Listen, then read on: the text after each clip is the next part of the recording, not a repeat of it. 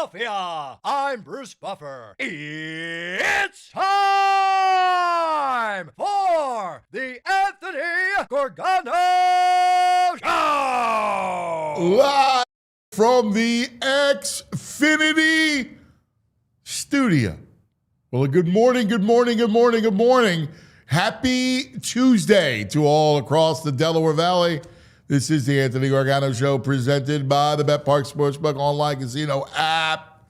It's freezing outside, all right? Hopefully you don't have to go out, man. We're about to embark on probably about 4 weeks of misery, all right? Of ice, cold, snow. There's a storm, all right? AccuVinny saying there's like 22 inches of snow coming next weekend. I don't know. It's good. All I know, it's freaking cold, and there's going to be snow and the whole thing. So it gets me to what was Misery Week that officially ended last night. Thank you to the Flyers and Sixers. The Flyers ended their 6-game road losing streak by beating Vegas yesterday. A real good game, man. Now, I didn't watch a lot of it. I just was clicking, checking in. But 2-1 in Vegas, so that's a good win. Sixers last night, able to go and take care of the Pacers. All right, a good fourth quarter, pull away. Maxey gets the great news. He is a starter for the Eastern Conference. Tyrese. And good for Tyrese. I love Tyrese Maxey. I love him. So I was happy to hear that he is a starter, an all-star starter for the East. Deservedly so, having a great year. So very happy. So the winter teams win. I know it's not a big deal, but look, this is how we start. Picking up the pieces. Because you know what I can't do? I can't go the next 3 months bitching about Sirianni and Jalen and bitching about the Phillies losing out on Bichette. I can't do it, man. I just can't do it. Nick's back. All right, let's go. Let's get an OC in here to help him. To help him and to help Jalen. And let's go back at it. We've seen premature endings, and it's not fun. Are we spoiled? Because we go, you're spoiled. A little bit. All right. I'll go with you a little bit, but there's nothing better than at least an NFC title run where I get 3 weeks of playoffs, man. I just need that. I need a run. They got to get back here, man. I need the playoff run again. So they got to get it right. We'll talk about and we'll reiterate who we want. But the same thing goes to Phillies. I'm upset that they lost out on Bichette and then they signed JT. All right, whatever. I can't just wish away a whole season for October. We haven't started spring training. I like the rituals that come with each season. In baseball. All right, the truck's going to leave to go to Florida. There's going to be a foot of snow on the ground, and the truck leaves. Oh, Clearwater dreaming, right? It's the best. And then you go, let's go, man. And college hoop, March, and then we look for the opener. Hey, baseball's here, great. I can't just wish that away. I can't do it. I can't press the fast forward button on this year. I want to try to enjoy it. So as much as I'm frustrated with both of those big stories involving the Eagles and Phils, I'm not going to, I'm using last night as a way to not obsess over what has already happened. And so I'm not going to just live and reside in the darkness. I'll leave that for VG. I can't do that. There's no way in the world. And especially after how excited I was just watching a great football game last night. I know we're not the biggest college town, but what a story Indiana is. I mean, first of all, the game itself was fabulous, back and forth and haymakers and everything else. And it was just such a great football game. And Konecny, who is this stalwart, right? Like, gets the job, older guy. You know, his father's a legend at VG's alma mater, IUP. And he winds up going, and he said it. Like, he was the one who Googled me. We're going to win. It's possible to win a title in Indiana. And boy, he did it. And he did it. It was supreme coaching. All right? It was supreme football coaching. What we want in a coach, Konecny showed you last night.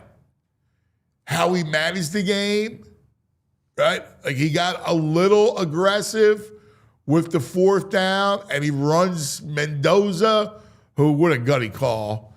But he gets aggressive in the right spot. He saw that there was an issue, that he couldn't block Miami's front. Miami's got a great front, so Bain's going to go real high in the draft. He's a stud. So they got a great front. And they had trouble blocking them all game long. So after the game, he's talking. He's like, listen, he goes, give Miami a lot of credit. He goes, they really shut us down. We couldn't throw the ball. He goes, when we did have success, it was sprint outs and moving the pocket. Like he recognized that and then that's how he attacked. Charlie Weiss Jr. is the OC, but that's how he was attacking. Listen, this is what we need to do. We got to go lean in, run, and we got to be patient and not give up, big plays or on the other side of the ball. And it was really like a doctorate degree in coaching, that performance. Right down to the end where he's just trying to bleed clock and doing the right thing. It was impressive. And he's a stoic guy, right? He's known for his eyes and his anger and never pleased. And then last night he starts the interview and he's like 45 seconds in and then he finally smiles and says, Indiana is the national champion. And he smiled. And when he was asked, what are you going to do? He goes, I'm going to have a beer. I'm going to have a beer, was his quote. I was like, wow, man, that's cool. It's a great story. It was a great football game. I love college football. I just love it. I love everything about it. I love high school football. I love college football, NFL, obviously. But the college football landscape, with all the drama, the portals and all the eligibility, kids being 25 years old, right? Coaching carousels, the craziness, NIL, all that stuff said, it's freaking awesome, man. It's great. I love it. It was a great season. It was interesting. It was entertaining. It was good football. I loved it. Loved it. And I'm only sad today because it's over and because I got 3 football games left. And one of them I'm not even interested in, which is the Broncos and Patriots. And the other one I hate, which is the Niners and Seahawks.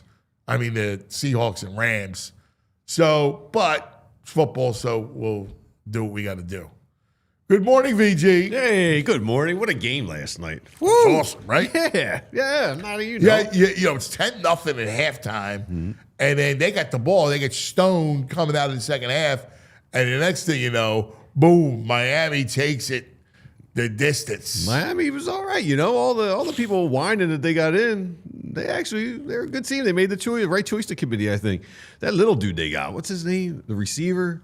Oh, Tony. Tony. Oh, my God. No, Tony's fun, man. He's like electrifying. Tony's an NFL stud. Yeah. He's young. Yeah. He's awesome. Yeah. And, you see him, just get him the ball in space. Unbelievable. Yeah, that was a super fun game. I was surprised how much I enjoyed it being not a casual college football guy, but Mendoza, woo. Fun, man. Yeah. Right? Like, that's what it's about. And just the way, and then the game started to open up in the fourth quarter, back and forth. Dude, those back shoulder passes, woo. So all year long, that's their bread and butter. Is it? That was their bread and butter. The back shoulders. And it was interesting because Signetti knew it. Like, usually what happens, right? You throw a couple back shoulders. Yeah. And then it's like you can get him over the top, right? Because it's basically you're sluggo, right? Where you slant and go, and you could do that, but he didn't have time back there because of Miami's front, Right. and the only way to move the football in the pass game was a sprint out or back shoulder throw. Adjustments, man. How about that? Right? Pretty fun. Right? It can happen. So A little disappointed he's having a beer. Come on, Coach Sig. Let's go. I'm sure he's have having a few more than one. pounders. I'm sure he represent IUP. It's a top 5 party Well, school. I Let's love go. the fact that you have you're That's where it all representing your IUP hoodie. Well, you know who else? Another champ from IUP, Nick Sirianni. All they do is crank out champions at this school. That's it, man. That's pretty cool, though. It is. It's When you're very out cool. there back in the day, it was a massive D2 football powerhouse. It was always them, and I think North Dakota State. Yeah. It was a big thing. So Signetti's dad, the stadium's named after him. Yeah. Yeah. It's a great story. It's a great story. So one of the themes today is coaching, right? Because we saw both Cristobal and Signetti just well coached game. Yes. And it's funny because I start to think about it, and I can't do a whole off season of bitching and moaning. I can't do it. I'll handle that. I can't just live in the sewer, right? Like I can't live underground. It's nice down there, you know. It's cool. Well, you like to be underground, yeah. I don't like underground. Sewer dwellers are nice folks. Yeah. fun. Listen, I'm sure they are. Yeah. But you know what? Like I get irascible when I don't get sun. Like I need sun to survive. Yes. Like I'm a sun man. Well, you need sun. The sun's got to be a little closer than it is right now. Yeah, like Well, the dogs, it feels like 5. I need to feel like yeah. the Puglia Southern Italy sun. Like I need that sun. That sun is You got a bunch of UV lights at your house? Yeah, I can't take it. But Have you ever tanned? What's that? Have you ever tanned? No, I mean Have you been years ago. You've been in a tanning bed? Yeah, when I mean I had to be 18, 19, Does it feel 20. like heat from the sun? No. Do you feel warmth when you're in there? No. You feel warm, but it's not. It's horrible. No, All right. It's not like the sun. Like I want the sun. I just want to sit out in the sun. Yeah. Anyway, I can't reside on the ground all off season. So all I want in my off season is a guy that can handle the OC job, that can just make it his. Yeah, I think that's the And plan. that is Mike McDaniel. Oh. Okay? That's it. Now, yesterday, it's important to know this because yesterday, the Lions hired Drew Petzing. All right? Yeah. Interesting hire. Yeah, which I just say who? which I didn't really get. Right? Who is he for those of us who don't know? I don't even know anything about him. Yeah. So he comes from a failed passing game coordinator, right? Right. But whatever, all right? Here's what I say. The reason why they didn't hire McDaniel was because they said he wasn't a fit. So here's the translation. He wants more control. Like McDaniel wants to control. Okay. And Right, of course you would. right. And you know the Lions. You think Dan Campbell said, I did so well towards the end of the year? Like, Yeah, I got to have a say in this? Yeah. Oh, man. Yeah. Well, no, listen. It wasn't his fault. I mean, it really wasn't. They had offensive line issues. There are a couple offensive line people. So there. they were really dinged up. I think Dan Campbell's a good offensive line man, a good offensive mind. Okay. So my guess is he goes, I want a guy like Petzing come in, be my right arm. I don't want to hand the offense over to McDaniel. McDaniel's going, I'm not coming to Detroit and being your lackey. Right. Right? So I love that. That heartens me because what I want is McDaniel to come in and Sirianni to just go here Yes. and step aside. I don't even want Nick to hand him anything. I just want him to be like, "How you doing? I'm out of here." Don't any playbooks from the past, anything burned, Right. No. burned, incinerated. And I think the way to salvation is to get a guy like McDaniel. And we laughing at. In my head, the fact that I have Anthony Gargano talking about the salvation is this little nerdy guy from like Yale who dresses with capris. He's gonna come in here. He's Guy's gonna be smart. our Guy football. knows offense. He's gonna be our football savior, and I'm with you 100%. Listen, I don't care. I love his little hipster vibe and But stuff. I don't ever judge anybody by the way they are. I'm friends with you. That's true. That is true. I mean, the minute I first meet the guy, I ever tell you when I first met the guy, we got the bot producing. And bot. Good morning, guys. Tyler. You know, I first meet the guy. So I got, I'm doing a remote. And my man shows up, all right? And, you know, after the remote, he comes over, introduces himself. Asked him if you need any green. Right? So it was right in town. Like, we lived near each other. He's got the nose thing. He's got the ear. What's the thing with the ears that's stretched out? I don't have them. I got the nose ring. I don't wear it you during had the some show. weird, what was that thing you had? You might as well have a bone through your nose. I had the septum ring. It's still there. Pop it in every now and You then. know, and you had something else, the ears, like, oh, like that. I mean, whatever. Like, you know, listen, I was one that I find everybody, I thought he was an interesting character. You know, it was funny when you guys were talking about the sewers. All I could think about was going back to our radio days because I would have played like a rat drop. Oh, yeah. You know, we were talking about being in the fun. sewers. Yeah, exactly. You know, just living below You ground. should have seen this dude come in. Like, you know, like people, you had that ear thing where Hungover, probably. you had the ear thing where your whole ear was My whole ear's what? Inflamed? was the ear. No, because was I don't have those spacers. What They would is be that? here. It was weird. I do not have You spacers. come walking in. The I gauges? just remember, or maybe it was your nose that It's was the nose. The it septum was- ring bugs you out. It was, yeah, man, it does, man. I don't know how you wear that. Oh, God. But, you know, but it was a thick one, too. Like I could have grabbed you by it and ripped your nose off. Anyway, you come walking in. I go, he's a cool guy, whatever. We start BSing. I'm Yeah. like, he's my man. That's 25 years ago. But my point is, I don't judge anybody. Like, so I look at Mike McDaniel, I go, I think the dude's smart. I love what he did with Tua. And Tua's not good. Like, he's not good. He got a lot out of him. He was very accurate. He knows how to handle with smaller quarterbacks that are mobile. I think he can help Jalen. I think the Eagles desperately need a guy like McDaniel. They need to get Jalen to be able to throw over the middle of the field. They need to get this offense rolling. They won, if I hear one more time, they won the Super Bowl because Saquon Barkley ran for 2,000 yards. That's why they won the Super Bowl. They had a great defense, and Saquon ran for 2,000 yards.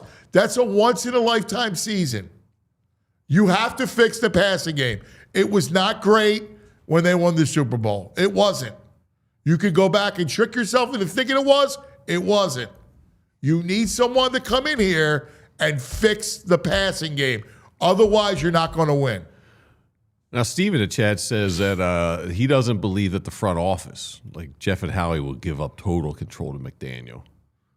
Well, why? You think they're fine with just saying, do what you do? Yes, that's why you do. He's control, meaning he's going to run their offense. Howie's not running the offense. Howie's not coaching the team. He's not telling them what to do. I think Jeff and McDaniel would align philosophically. Yeah, no, I don't worry about that, brother. Like, honestly, who was that in the chat? Stevie. Stevie, don't worry about that. Because yes, Howie and Jeffrey want control, but they want control of the organization. They're not going to micromanage coaches. They're a good owner, GM. Like what makes me feel good about the Eagles is those two. Like, those two have had success. Howie's had success. So I feel good about those guys. Someone brings up, are you considered, Joe Rockhead. Nice to see you, Joe. Hey, Joe. Dan Quinn and McDaniels, allegedly friends. Any concern about McDaniel to Washington? Yeah. Yeah. Yeah, I do. That would be a disaster. Personally. Yeah, I worry about that. I don't want him in the division unless it's here. I do. I worry about that a lot, Rock. That scares me. I just think McDaniel's the perfect hire. Yeah. I look at him because he's the guy that can control it, right? He comes in and he can run it. Like, you need somebody to run. It's like a business, right? You got a company and you have a division. Let's say media. Let's say the content division, like the broadcast division. You need somebody to come over and run it. Like, that understands what editorial is and how to run a media company. Like, you need somebody who can run it. But there's a little part of me where everyone thinks they can run a media company. And every fantasy player thinks they can run an offense. But I think Jeffrey and Howie step away and don't touch him at all. Every fantasy player thinks they can play GM, not run an offense. Well, you know what I mean. Be like, hey, we need to pass it some more. We need to do this some more. No. That's not how you look at this thing. No, that's stupid. Like, pass it more. You got to build an offense. You got to design an offense around your players, around Jalen. You need to design an offense. That's not fantasy football. You're not throwing your hand going 8 and butt hook. Come on. Like, this is a real offense. Like, you need somebody who can run it. Not everybody can run a media company. Not everybody can run an offense. No. So I need McDaniel to come here, and I'll feel so much better about the offseason because there's a lot of work to do. Like, we just got done with the national championship, and, we're going to start looking at draft. Randy's going to be on later today, and we're going to have an eye out on the draft. Now, Cignetti feels like a CEO when he talks, right? Oh, yeah. I mean, I love Cignetti. Hey, you were talking about coaches and stuff. Maybe later today, think about this. I'd like to get you to power rank the 4 coaches in Philadelphia right now.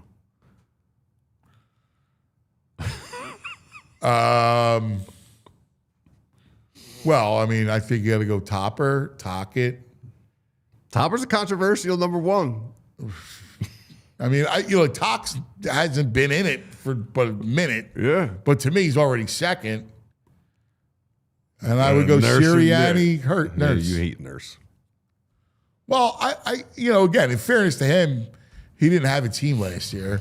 But I just don't think he does anything special. Eddie Wright's saying we don't have one competent coach in Philadelphia. I like Topper. I know people don't like him. I like Topper. I got no Topper problems. I like Topper too. And I'm a talk man, but again, that's got to play out. Yeah, but we got a Super Bowl winning coach. He's been to 2 Super Bowls in 3 years. I mean, listen, I don't want to relitigate Sirianni. No, I know. It's just funny. How I feel. It's interesting. I mean, I put him third. Yeah, because he won. Yes, but I mean, I as far as anything higher, like I need to see more out of this. You got Topper number 1, Tyler. No, but I know Anthony's not going to like my answer. I would go Sirianni 1, yes. And I know that it's a different viewpoint of you're looking at it from everyday run of the organization. I'm looking at it from success. And, I get your point. If you blindly look at it like success, then Sirianni's number 1. Well, and with Topper, if you blindly look at success. I think Rob Thompson's a good manager. I am surprised Rob Thompson was back this year, but I do think Rob Thompson has been a better manager than not. Yeah, I mean, what big farce? They lose to the Dodgers because of Thompson? I don't think so. No, they lost to the Dodgers because for the second year in a row their offense in the struggled. lineup. Yeah, and that's why they've lost. They've lost because of the makeup of their lineup. They lost in 23 because of the Diamondbacks, right? And pitching backwards. Right? Remember that? Remember that? Thompson, Nelson, bunch of junk ballers they lost to. Then they lost to get to the Mets. They couldn't hit. I know their bullpen was bad, but they couldn't hit. And they lost to the Dodgers because they didn't hit. Nobody hit. Now, the Dodgers didn't hit either, but they didn't hit. Fartsy says, Big Farts Jones says Topper's not even top 5. We have 4 coaches. He's not even top 5. Fartsy. That's Man, awesome. the Topper hate is so real out there. Yeah. Well, it's funny how the Topper is just. I got to play a clip later. He irritated me yesterday. Who, Topper? Yeah, we got a little nog. Maybe we get to. Oh, yeah? Yeah. All right. Coming up, we talk a little bit more football with Franny. Can't wait for that. Today is BG Day. BG will be hanging out with us, as he always does, around 10. And Baldy joins us at 10:30. Where's he at these days? He's at the bowl game, the All-American Bowl. Shrine Bowl? No, I forget what it is. All-American Bowl? Be bopping around the country. Yeah. He's avoiding this cold weather, I see. Yeah, well, I don't blame him. That's exactly what it'd be. All right, let's take care of some business, and I don't want to get Franny up here. Let's out some of our friends like Parks Casino, the Bet Parks Sportsbook online casino app. Where are we at with the championship? With the championship games for Sunday? Man, it sucks. It's over. Oh It's man, not over yet. Enjoy the two days you got coming. I got 2 days left. Oh, no. That's why I need the Bet Park Sportsbook online casino app. Patriots are -5. Rams they were +4. Now it's +2.5. Rams are going to win. That's a thin line up I there. love the Rams. I know how good Seattle looked. I love the Rams. I played the So Rams all day. who are you predicting? You're going to say Patriots, Rams? Yeah. Vegas, Bet Park's got that line out already. Rams would open up as -3. Oh, really? Mm-hmm. Over New England, huh? Yeah. I mean, I will say this. The Patriots-Denver line's low. It's a Denver line. Anyway, betparks.com for all your fun, the casino games, slots, you name it. You got to be 21 in PA, New Jersey, Maryland. Gambling problem, call 1-800-GAMBLER. Every day, I stop and get my Wawa coffee. It's my favorite place. It's like 15 minutes where I see people, neighbors. Everybody's got a local Wawa. It's the way to start your day. It's also the way to fuel your day. How about this breakfast deal? The $5 big breakfast deal. Sizzly, any size hot or iced coffee, and a hash brown for a Finsky. That's right. All that for $5. It's available every morning, 5 to 11 Eastern time, right? So during breakfast hours. Yeah. You can't beat it, all right? Again, you get any Sizzly, any size hot or iced coffee, and a hash brown, all for $5. Quick, easy, filling breakfast. Fits right into your morning routine. Limited time, available. Again, 5 to 11 every morning. You got to have Wawa. We got a weekend of NFL playoffs. Wawa. Dude, I'm reading this thing of Jim Cantor, weather meteorologist guy. He's talking about next week. Some of the data is downright scary. Hopefully this is a lot of sleep, but some of the freezing rain could be over an inch and crippling, and it's not going to warm up, so the ice won't be going anywhere. Double-digit snow. What's going on, Oh, man? here for us? Yes, for the Mid-Atlantic. Oh, dude. Over the next 2 weeks. Dude, He's like, we're in for one hell of an ending in January. Oh, no. It's no joke. You look on the, I don't know, the iPhone. AccuVinny sent me a bunch of data or models, Euro model, this model. I mean, it's like crazy, like 20 inches and like insane amount of snow. All right, now joining us on the Xfinity mobile call-in line, the greatest, Franny Films. They do not crave food nor drink for nourishment, for they exist solely on the glow of the all-22 monitors. They are the Leatherheads, and he is Franny Films. Good morning, Films. What's going on, Am? What's going on, VG? Franny. All right. What a game last night, dude. That was just fabulous football, man. That was just awesome. Loved it.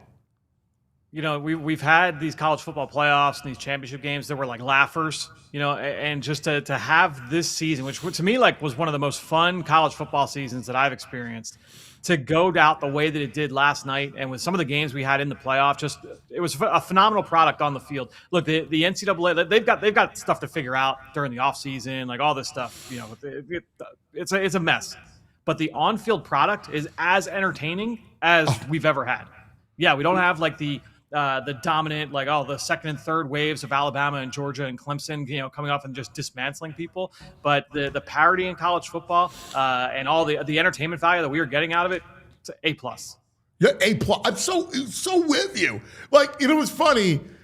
I'm watching last night, and after the game, I'm just kind of soaking it all in. And I was like, it's wild. We're talking portals, and we're talking eligibility, and NIL, and coaching carousels, and all this craziness, all this chaos. And on-field was spectacular. It was spectacular. It's never been better.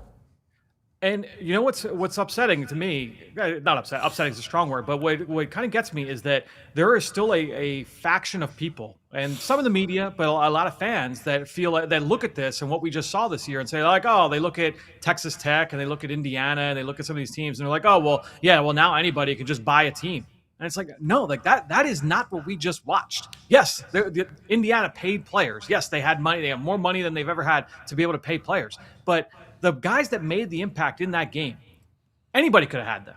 They didn't lose on Fernando Mendoza to Alabama and they just paid him more money. They didn't, get out Elijah Surratt because the Ohio State wanted him, but they paid him more money. No, like these were 2-star kids, 3-star kids, guys in the portal that, Miami, like they could have bought Mendoza in, but they chose Carson Beck. Like they identified the right people, the right players. And, Cignetti said it best, like find the right people and have a good plan.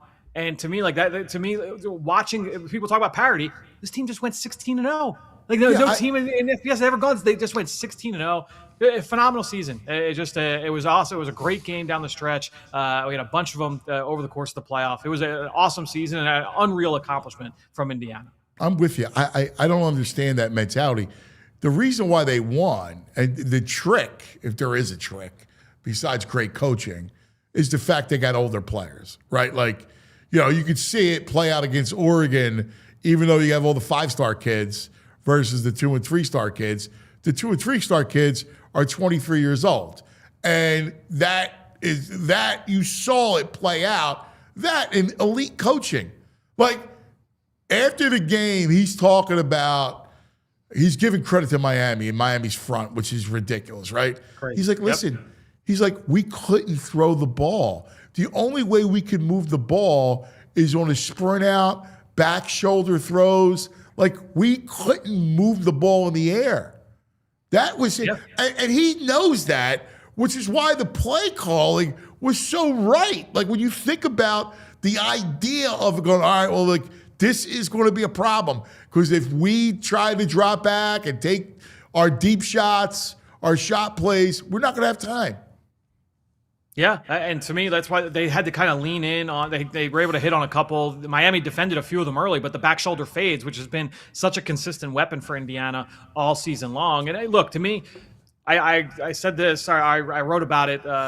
Coming up here on my newsletter. I'm not the biggest Fernando Mendoza guy, right? Like in terms of like overall NFL ceiling, projecting him forward. Like I know. We've talked about that. I think he's a good player. I think he's got staying power in the NFL.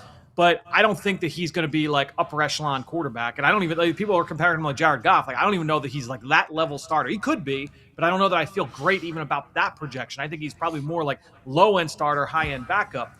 But there is no questioning this kid's intangibles and like the toughness and like all. I mean, see, that's it. Consistent.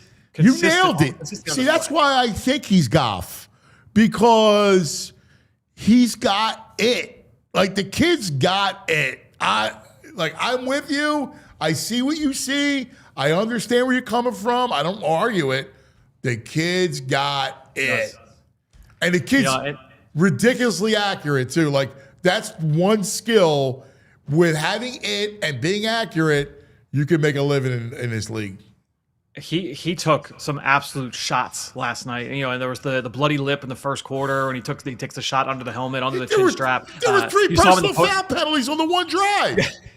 You saw him in the post-game interview too. He took his arm up and it's like all battered, all bruised. I mean, just awesome. He took shots after shots in some of these games. I watched him over the summer, like at Cal last year, and that offensive line was putrid for Cal a year ago, and he just got beat to hell, man. Like some of those games, like he took some huge shots and still was able to lead them to victory on a number of occasions, come from behind wins. We saw that this year, Oregon and Penn State and, Ohio State, plays in the clutch, Iowa in the weather. All the intangibles are there, certainly for Fernando Mendoza. You know what's funny is that I had this conversation with somebody in the league or something. It was about quarterbacks that come from those kinds of programs where you get hit a lot. It just brings them to another level. It helps them immensely because, those kids that come, they're elite. They go to these programs. They're all protected, nice. To any kind of duress, they melt. Yeah, I mean, Josh Allen, was under duress often at Wyoming. Even I think back to watching Nick Foles when he was at Arizona, and that wasn't a great Pac-12 program, Pac-10 program even back then. That was not a great program out there, and he just found a way. And he ended up being a 3rd-round pick, obviously, and had a long career. So when I look at Mendoza, there is certainly a lot to like. I just think that from the physical tools ability, that's where I'm going to kind of get hung up in terms of the overall ceiling of the player. But he is going to be the ultimate litmus test. There's the old axiom that Bill Belichick would say, where it's talent sets the floor, character sets the ceiling. To me, if that is the case, if that is true, if we take that to be true, then Mendoza should be an upper echelon quarterback in the NFL. I gotta think Tom Brady likes sees a little of himself in there too. Not the greatest athleticism or physicalities, but just a hard worker with a good attitude. So I think Tom's gushing over him right now. I would think so as well. My thing is, and again, I'm always self-evaluating, right?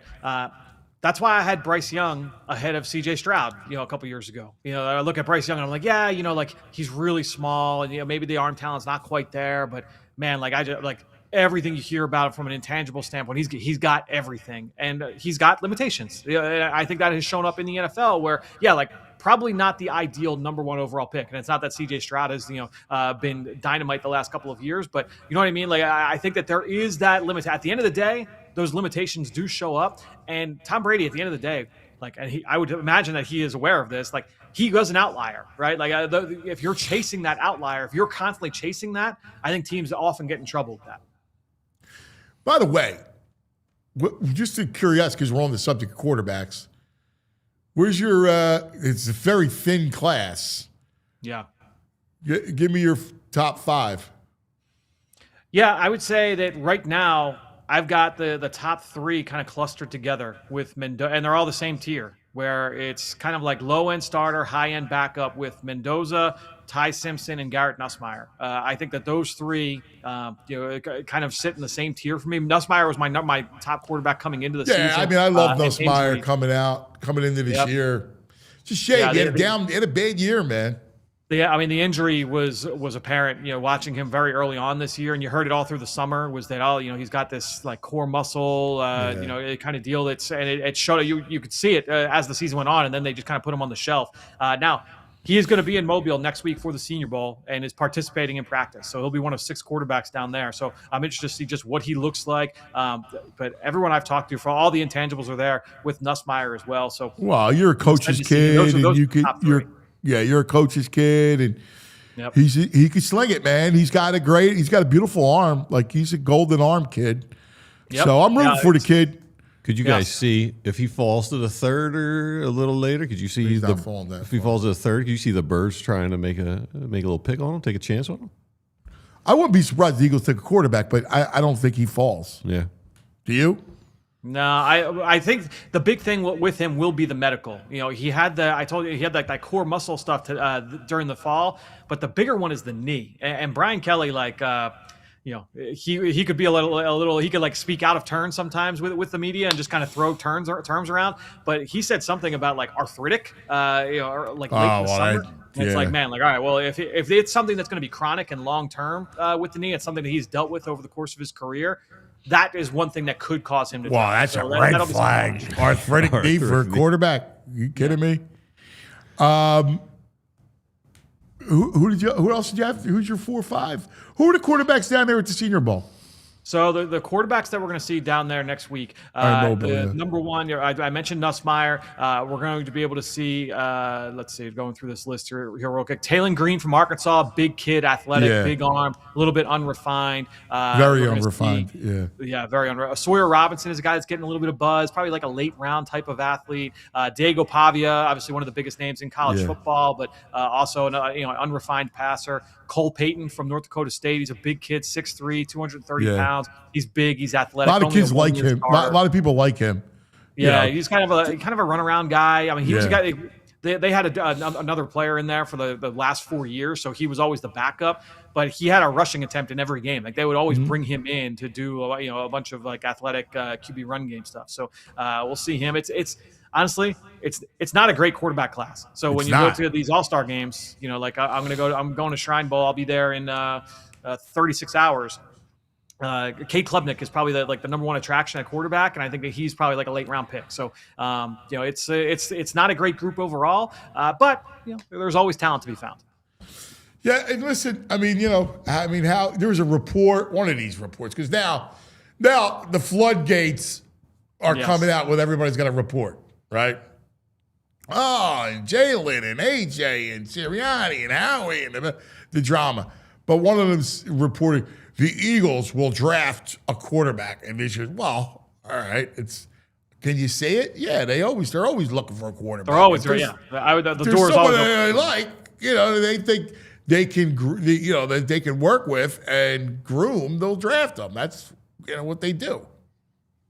No question. And we know this is an organization that puts value in that position. And so if a player falls to them that they like and they think that he's got potential, even if it is obviously the second round, we saw that with Jalen Hurts in 2020, but third round, fourth round, I would absolutely not rule that out if the value is right. So let's talk OC for a minute, and then I want to get some other stuff going. But now Detroit, I don't know. I mean, I was shocked at this, but the fact that they go Petzing was a shock to me. They said McDaniel wasn't a fit. Translation, he wants total control of the offense. That's how I look at it. Yeah, I think so. And I think that, too, when you think about, like, the mentality of Dan Campbell, the way that they want to play, I think it is more like at you, straightforward, downhill. Whereas with McDaniel, it is much more like, hey, spread out, get the edges. We're going to use speed, pre-snap motion, all that stuff. Now, and that's the thing is that when you look at Petzing and you look at Arthur Smith and you look at McDaniel, philosophically, it's the same idea. It's all like, hey, we're going to be run game focused. We're going to play action. We're going to be efficient from a pass game standpoint. Like that's the way that we're going to play offense. But all three guys kind of go about it in much different ways. And so that's where you kind of get into like the nuts and bolts of, all right, well, what would be your plan? What would be your vision with this offensive personnel? I do agree with your point that it probably is like, hey, like you've got Dan Campbell over your shoulder. And by the way, a coordinator or a head coach rather, who has taken over play calling multiple times in his career. So I don't think that that's something that, and that's what, when we had the conversation last week, that's why when I look at the Eagles compared to some of these other jobs, like I think the fact that the OC will be kind of given like, this will be your show to an extent. You have to kind of work within some limitations, but I do think that that's the value that the Eagles certainly present. Yeah, and the beauty of McDaniel is that if he came here, he's his show. Like if I'm Howie, I go, dude, perfect spot for you. You come in, you got some pieces. I love your philosophy, love what you did with Tua. Makes a lot of sense. Come in, revive Jalen, because there's three ways to look at the quarterback, right? Like you got Jalen, you hope he's the long-term guy. You got McKee, which the last game took a hit. You go, they still like him, but he's still got to be an option. And then option three of that is, what do you got? Like, go draft somebody. Yeah, and what would get me really excited about McDaniel is, again, like when you talk about like philosophically and what they're going to do. I wouldn't imagine that he's just going to take the Miami playbook and install that here. I do think that it would be a lot more expansive in terms of what they try and do vertically down the field. You know, when you're playing with Tua Tagovailoa, the umbrella on that pass game is very shallow. Like you are keeping everything, 8 to 12 yards and under. With Jalen Hurts, I think that expands a little bit more. And so that does kind of open things up. I would be fascinated to see what that would look like. But I think that certainly you're going to wait for some of these other head coaching jobs to see what happens there. Buffalo opening up and the opportunity to work with Lamar Jackson or with Josh Allen. Obviously, the opportunity to work with Lamar Jackson still on the table with Baltimore as well. It's going to be interesting to see how those open or how those get filled. And then if McDaniel's still left there, I just think that Eagles job is going to be one of the best there. Yeah, it'll be interesting. Hey, one last college football note, and then I want to get to the NFL playoffs. You know what I was thinking about? I was watching Indiana last night, and I was thinking about Penn State. And I love Campbell. I'm a Matt Campbell fan. I think Matt Campbell's a really good football coach. He's bringing over like 39 players or whatever it is. It's crazy. Yep. Of a team that competes, including a quarterback in Rocco Beck, that is a game. Like, he's got a lot of stones, the kid. The kid's got a lot of stones, and he's good. If you protect him, he's good. Like, he's a good college player, man. I think Penn State could be decent next year. They certainly could be. I think at the end of the day, when I look at James Madison, like they won a ton of games under Cignetti when he was there, and they were able to win conferences and things like that. And we haven't necessarily seen that from Iowa State the last couple of years, where I think they had a little bit more success. He was in the mix for like the Jets job a few years when Saleh got it. Like he was in the mix for some of these bigger jobs, and just ultimately always decided to stay with the Cyclones. I don't think that level of success that we've seen over these last couple, but I do think there's something to be said for, hey, like, brings a lot of his staff with him, brings a lot of his roster with him, guys that he has handpicked, guys that he wanted to bring that can set the culture and say, like, all right, like at the end of the day, you still need to be able to go out and execute. I do think that continuity is good. You mentioned earlier, like being able to have a lot of upperclassmen, have a lot of those seniors, the guys that have been through a lot of these battles, that will certainly help. I'm fascinated to see what that group looks like this year. Yeah, I am too. I'm really interested in that whole thing. All right, NFL playoffs, let's look at it. Stidham, it's going to be fascinating. You can't put anything past Peyton, because I could see him doing stuff. I could see Stidham being able to move because he's mobile. I could see him doing stuff. Yeah, and I think that no one would love, and this goes without saying, I think that Sean Payton would love to add this to his resume. Right, to go to a Super Bowl with your backup quarterback when you lose your starter on the cusp of the AFC title game. Look, Jarrett Stidham's got talent. He hasn't played in a couple years, but he was a mid-round pick coming out of Auburn. He's got a big arm. He's got some mobility. He's been in this offense for a couple of years. It's a well-coached offense. You have Sean Payton. You have Davis Webb, who is really highly regarded. I do think Stidham can have some success. Now, this Patriots defense is balling right now, man. Like they did not play anybody in the regular season. Like the strength of schedule wise, like they just did not see a lot of really good offenses. But what we've seen them do here in the postseason, and look, Houston, they've got their share of issues. It's not like they ran into a bunch of uber successful offenses, but what they did to Josh Allen, what they did to CJ Stroud, it's going to be a big test. But I don't know, man. I just feel like with that Denver defense, and then if you just be efficient, they open the practice window for Dobbins. We'll see what that means, if that's for this week or if that would be for the Super Bowl in a couple weeks. But I do think Denver has a shot. I'm not ruling them out. Yeah, I'm not either. I mean, look, Houston has some bad O-line problems, and Stroud was swimming bad. Stroud was bad, yeah. I mean, he was just swimming. You can say it. So you're not going to melt down that way. I'd like to see the Patriots just because I think it's a better game. And then the other one, I love the Rams. I just think, we saw how bad San Francisco really is and how they were a mash unit. And, ultimately, Darnold's going to have to make plays to beat the Rams. I love their defense. Seattle's defense is great. But still, Darnold's going to have to make plays. I don't know.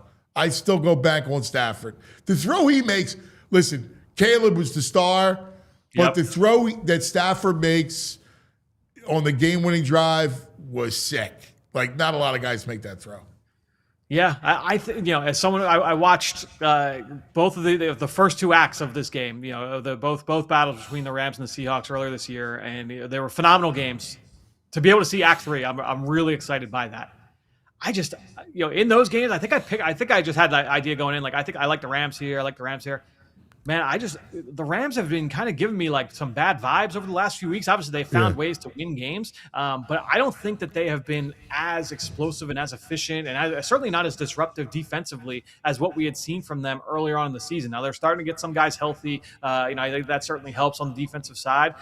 But I don't know. I just feel like with how dominant Seattle has been, I have a better gut feeling that Seattle takes this one at home, especially with just how they've been rolling. So I think my gut right now, as we sit here on Tuesday morning, is Seattle. But it's going to be a fun one. I'm looking forward to this game on Sunday. I got to tell you, I didn't understand. Like, McVay ran it 3 times to start overtime when he gets the ball. Yep. I know he loves, because, listen, as much as we think about McVay and he's got this idea, everybody's got this notion about how, he's the brilliant passing game and all the concepts.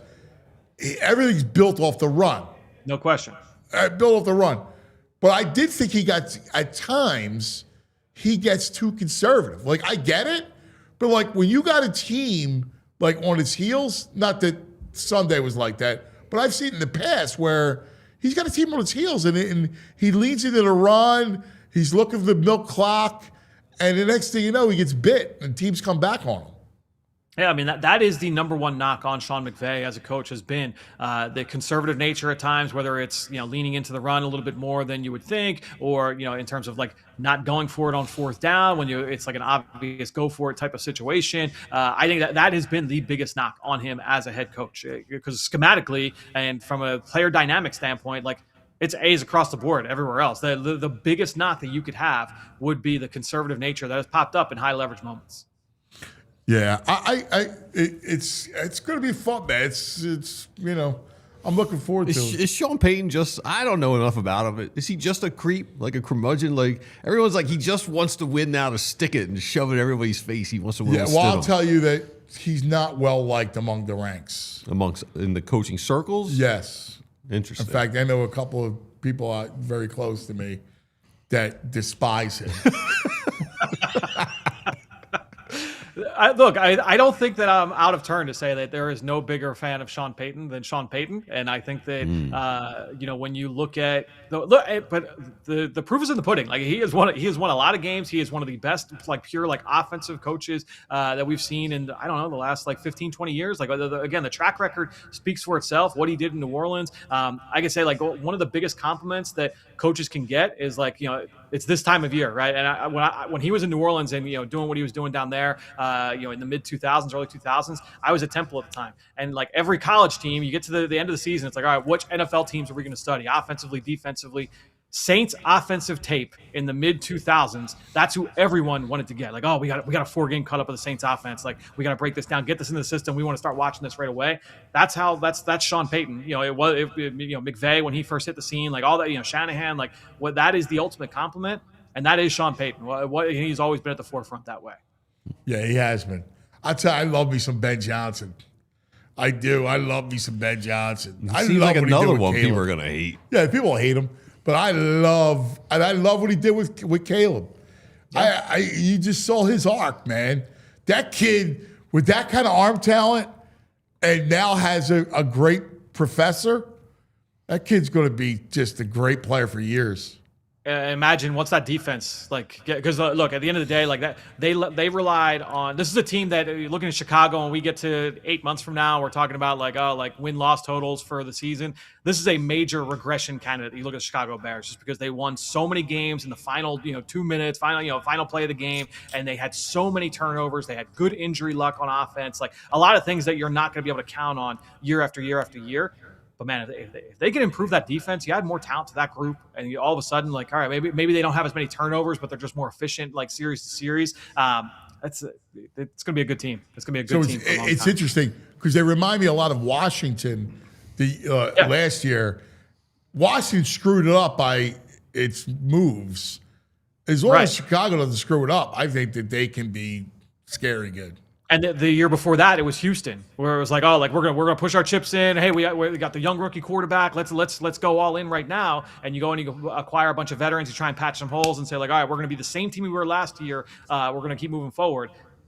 I would say that you probably want to make sure you caution against that, but you also might look at it and say like, hey, Ben Johnson, Caleb Williams, that's enough to get us over the hump. So that'll be interesting to see them play this out. Yeah, it's the man. We're just talking about it. I was talking about it with Baldy.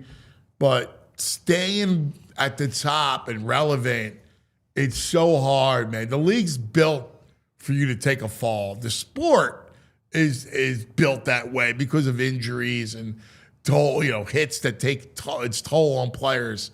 It's hard, man. That's what faces the Eagles, man. They're in a tenuous spot right now going forward because he either falls or they can navigate it out, but it's going to be hard.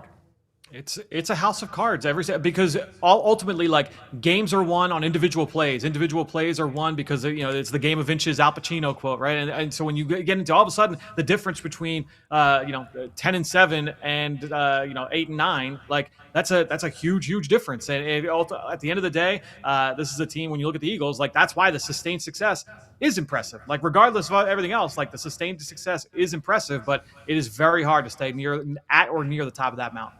Yeah, buddy. Yeah, man. It's going to be an interesting offseason. This is going to be a great draft season.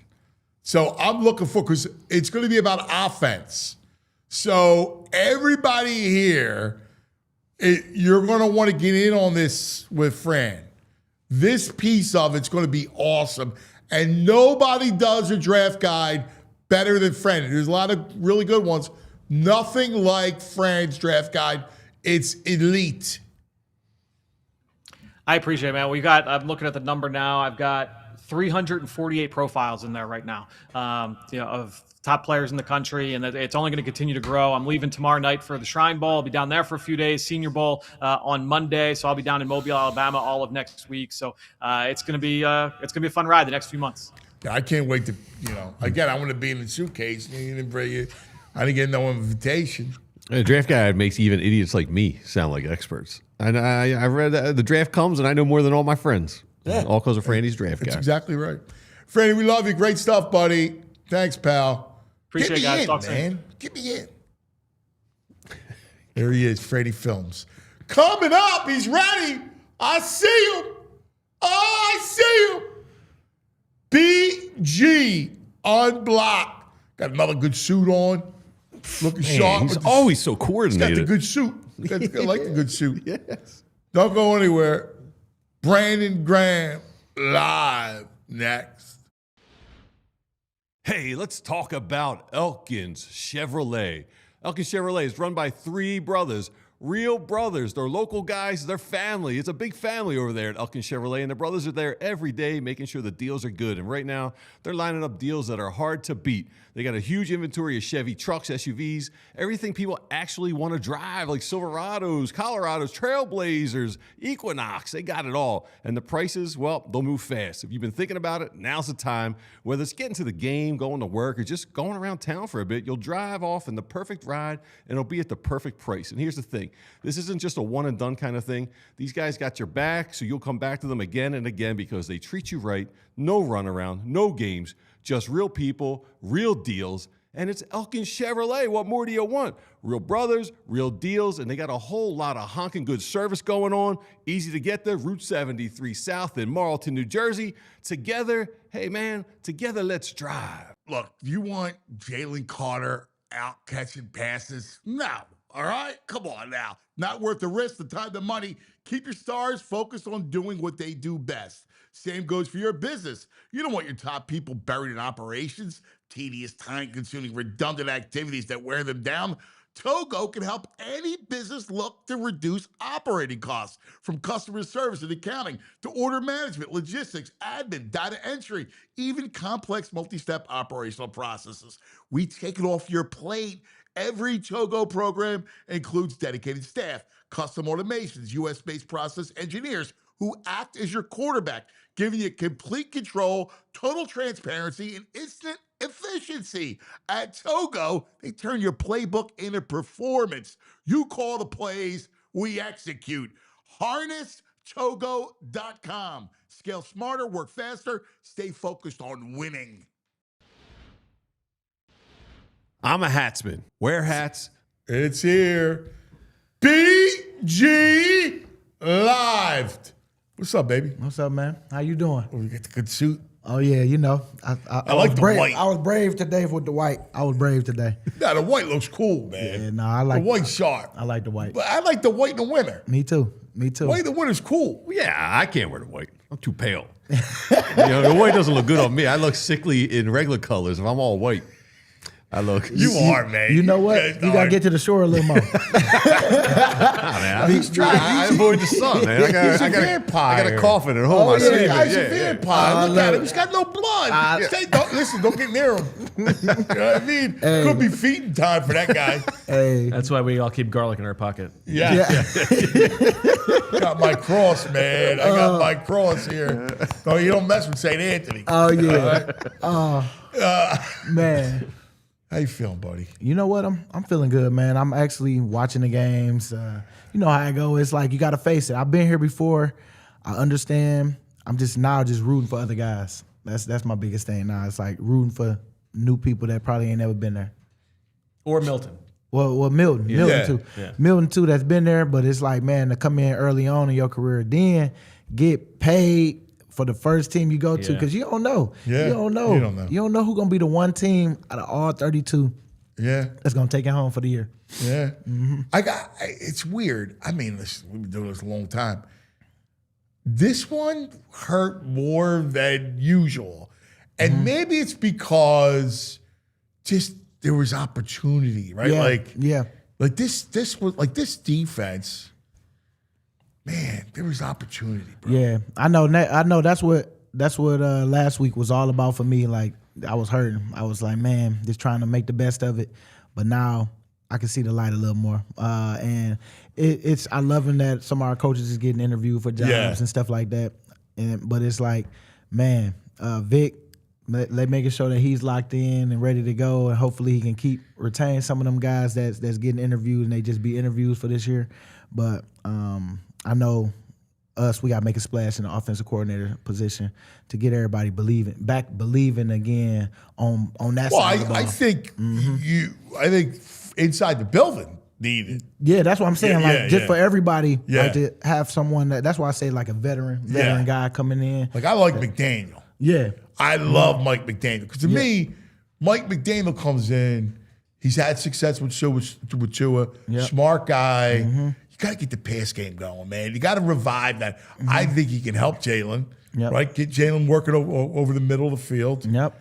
Because you can't, as a defender, you can't win this league if you don't throw the ball. Like what we saw with Saquon, 2,000 yards, that's once in a lifetime season. Yeah, that was. But I know, like you said, it's just about a person that's with experience that's going to come in and give everybody a spark, because I just know that Howie don't like to trade away good players, and I know that AJ want to be a great player, and that would be a good splash. I feel bringing in somebody that's been there before, and now not going to be the coordinator. I mean the head coach. Now the coordinator, the spotlight ain't all on you. Nick take most of the hit on that, and you can go in and do your job and be a whiz. He's a smart guy. That's why I like him. He's smart. Yeah, he's gonna be a wizard. Yeah, why we need a wizard? Yeah, we need a wizard. Like a little nerdy wizard. He's all tiny. Look like Harry Potter.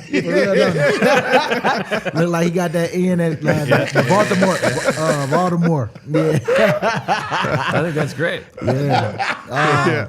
Yep. Give him a little wand on the sideline. Oh man, people will start like you say, he whizzing it up, putting them spells to work. You could sell Eagles branded cloaks. Yeah, man. I'd wear the cloak. Yeah. I can see him for real flying around on them little brooms that they be flying around on. For real. For real. Cooking it. Everybody flying around.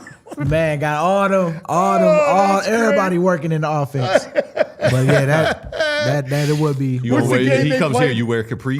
Quidditch. When you wear capris, if he comes here, he's like, you gotta get the sweatpants super short like that. I know he do wear them. He do wear them. That's Philly though. Philly is. wear them little capri like pants like that. Well, it's funny to think about the difference between him and Dable and Tyler. from a.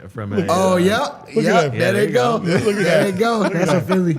aesthetically, like whereas Dable get comes in and he's like a bowling ball, it looks like a pool cue, like Nah, for real. He do though. Hey, before we get to all the rest of everything else, personally, how do you leave it now? I mean, not for nothing, but you were, what, second in sacks? Oh man, third. Third. I yeah. mean, not for nothing, man. Yeah, nah, and you nah. play well inside. Yep. Nah, Like, that was you cool. played well. Yeah. Like, all kidding aside. Nah, it was not fun. because of my boy, but you played well. It's both sides, man. You know what? I love that I played both of them this year. That was a lot of fun being able to be versatile and knowing that you could do it. But like it was one point where I was all D tackle, and then I went back to edge towards the end. And man, it was cool in both rooms. I know Coach Wash, and then I got to know Clint even more. Clint's a good dude. Clint, good dude, Yeah. man. I know he's gonna be a head coach one day. Yeah. And the way he ran our room, it was great to see. Great to see. You see why? Plus, I want you around Carter. Yeah, all them guys. I want man. you around Johnny, too. I want you around him. You know what? I am gonna convert one of these days to that side of the coaching and stuff like that. But You think like so? say, I think so. I think you'd be great at it. I know that it just keep calling me to do. And people keep throwing it out there, and I know that's pretty much what we're doing now. I just want to be able to be a good motivator for the guys. Like I say, a good support for the main characters. So how do you leave it with Howie? Oh, you know what? I tell them how I really felt about what I wanted to do moving forward, and if not, it's cool. Like honestly, I know this day will come when it's really over. But Right. like you say, you feel like I went out there and I was just hitting my stride and I was feeling good. That was like my training camp before I started really going, and I just knew we had more ball left because of just where it was. But man, hopefully I get another opportunity one more time, and this probably be it after this one for sure. No, I can see this one more year. I know. I can see I it. could really see the guys, man. Like I know we still got good pieces in place Yes. that we got to figure out who we all gonna pay, but we still got good pieces in place, man. And then the draft, a lot of picks. So, and then you probably pick up some guys still from free agency that comes out that it might not go well for the team that they thought that they was gonna get signed to, and you just see how that play out. But right now it's just more about taking care of the family, taking care of my body, working out, of course, to make sure that I stay fit. But yeah, man, I let him know how I really felt about him. I can see for him. I'm sorry. I can see for him. You make sense in that I got a veteran.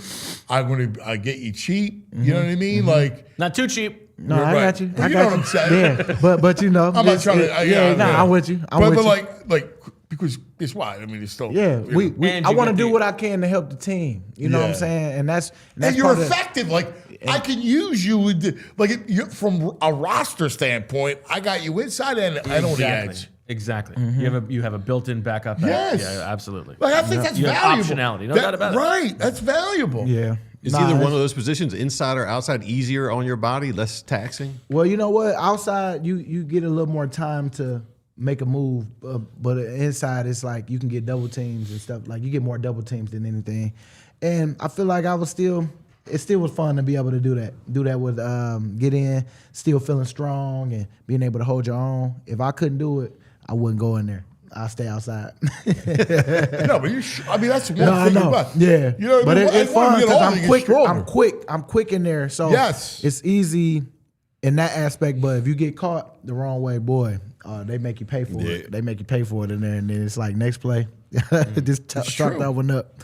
But it was fun to see that I can hold my own in the inside.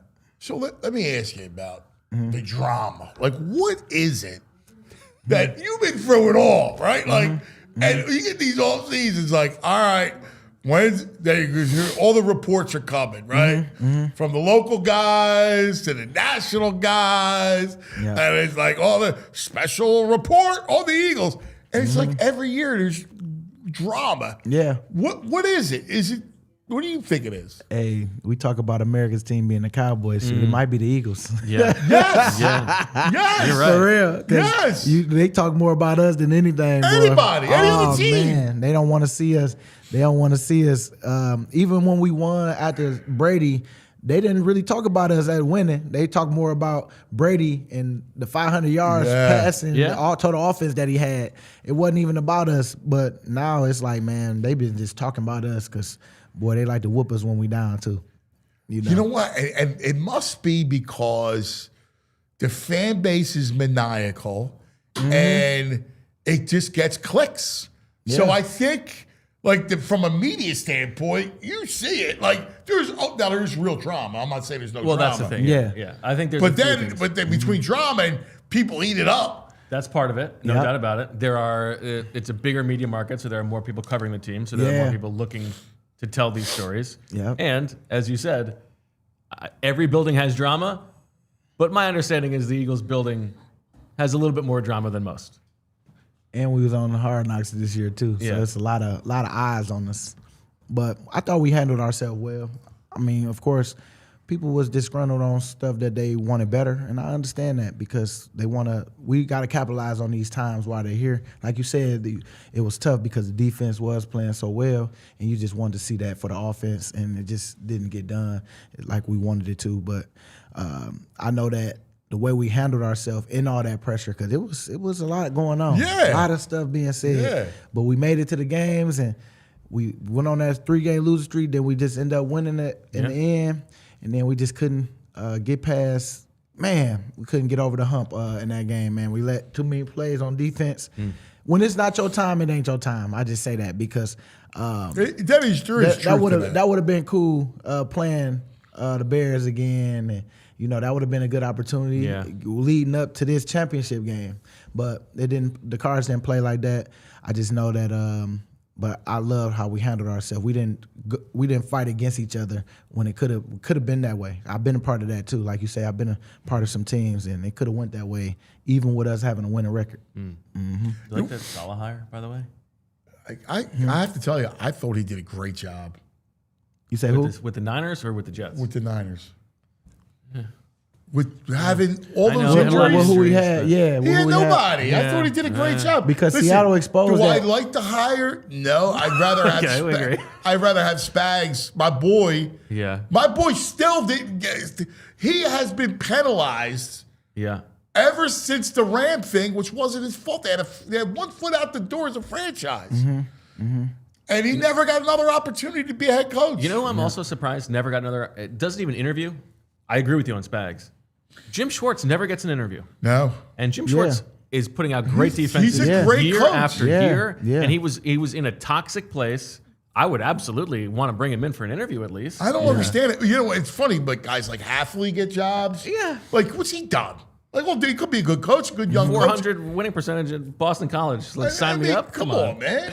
You know, you would tell me, like, you got some good guys that really know their thing. Yeah. What makes a great... Let's start off with this question. In your eyes, what makes a great CEO head coach? I would say, for one, you got to be comfortable in explaining like what you about, and not let nobody try to change who you are, because it's a lot of different forces on how they view you looking for their team. But I would rather go out being me because I can consistently do that. And so I just know that sometimes you see people that start this way and then end up another way in the wrong way, instead of just staying like, you're going to change some stuff, because when I got to the league, I changed. Like, we still changing and evolving, but I'm changing and evolving on what fits me and what I can consistently do. And so sometimes it's tough because people want it to look a certain way. And if you're not looking that way and you stuck in that contract right then, it's like it's a lot of pressure. It's a lot of stuff that you go through behind closed doors. But I thought Nick Sirianni did a great job because he's a great culture setter, motivator, somebody that's gonna hold you accountable on the film and talk about, like, keep everybody on point with knowing what to do and knowing situations. But yeah, I just think that that's the hardest thing to do, man, is to stay what you can consistently do while you gonna change anyway, but like standing on your business, on how you operate. You hired me to do a job. This is what I feel needs to be done right here, and then we can agree to disagree in that and come in the middle somewhere. But if you got to trust who you hire too, because that ain't always the case behind closed doors on what we don't know. Right. And I've never been a head coach, but I do see. Well, like you been see, this league a long long time. and you see like what some of these coaches go through, and they be like, yeah, I say I want to be a head coach, but do I? Yeah, go. Whew. Like coach got to be here, got to be there. I mean, like you lose some time from your family. You know what I'm saying? A lot of time. Yeah. I mean, I was just talking to Andy the other day. He's getting his knee done, and he's like, yeah, man, like. I almost needed this, like just to, like, they're nonstop. Yeah. A guy like Andy was at it just 24/7. Yes, all the time, and it's not healthy for you to have to work yourself to these late hours when, hey, at the end of the day, like I feel like good quality over quantity, all day. And it's like, am 100%. I really invested at the time I'm supposed to be invested, or is I'm continuously going over this plan that ain't changing? It's like I'm trying to fine tune and find the best, but it's like, no, you gotta let it happen. Then it's adjustments. Okay, this didn't work, so this is what they doing. Dude, you're so right. You know what I'm saying? Listen, you watched the game last night? Oh yeah, watch them.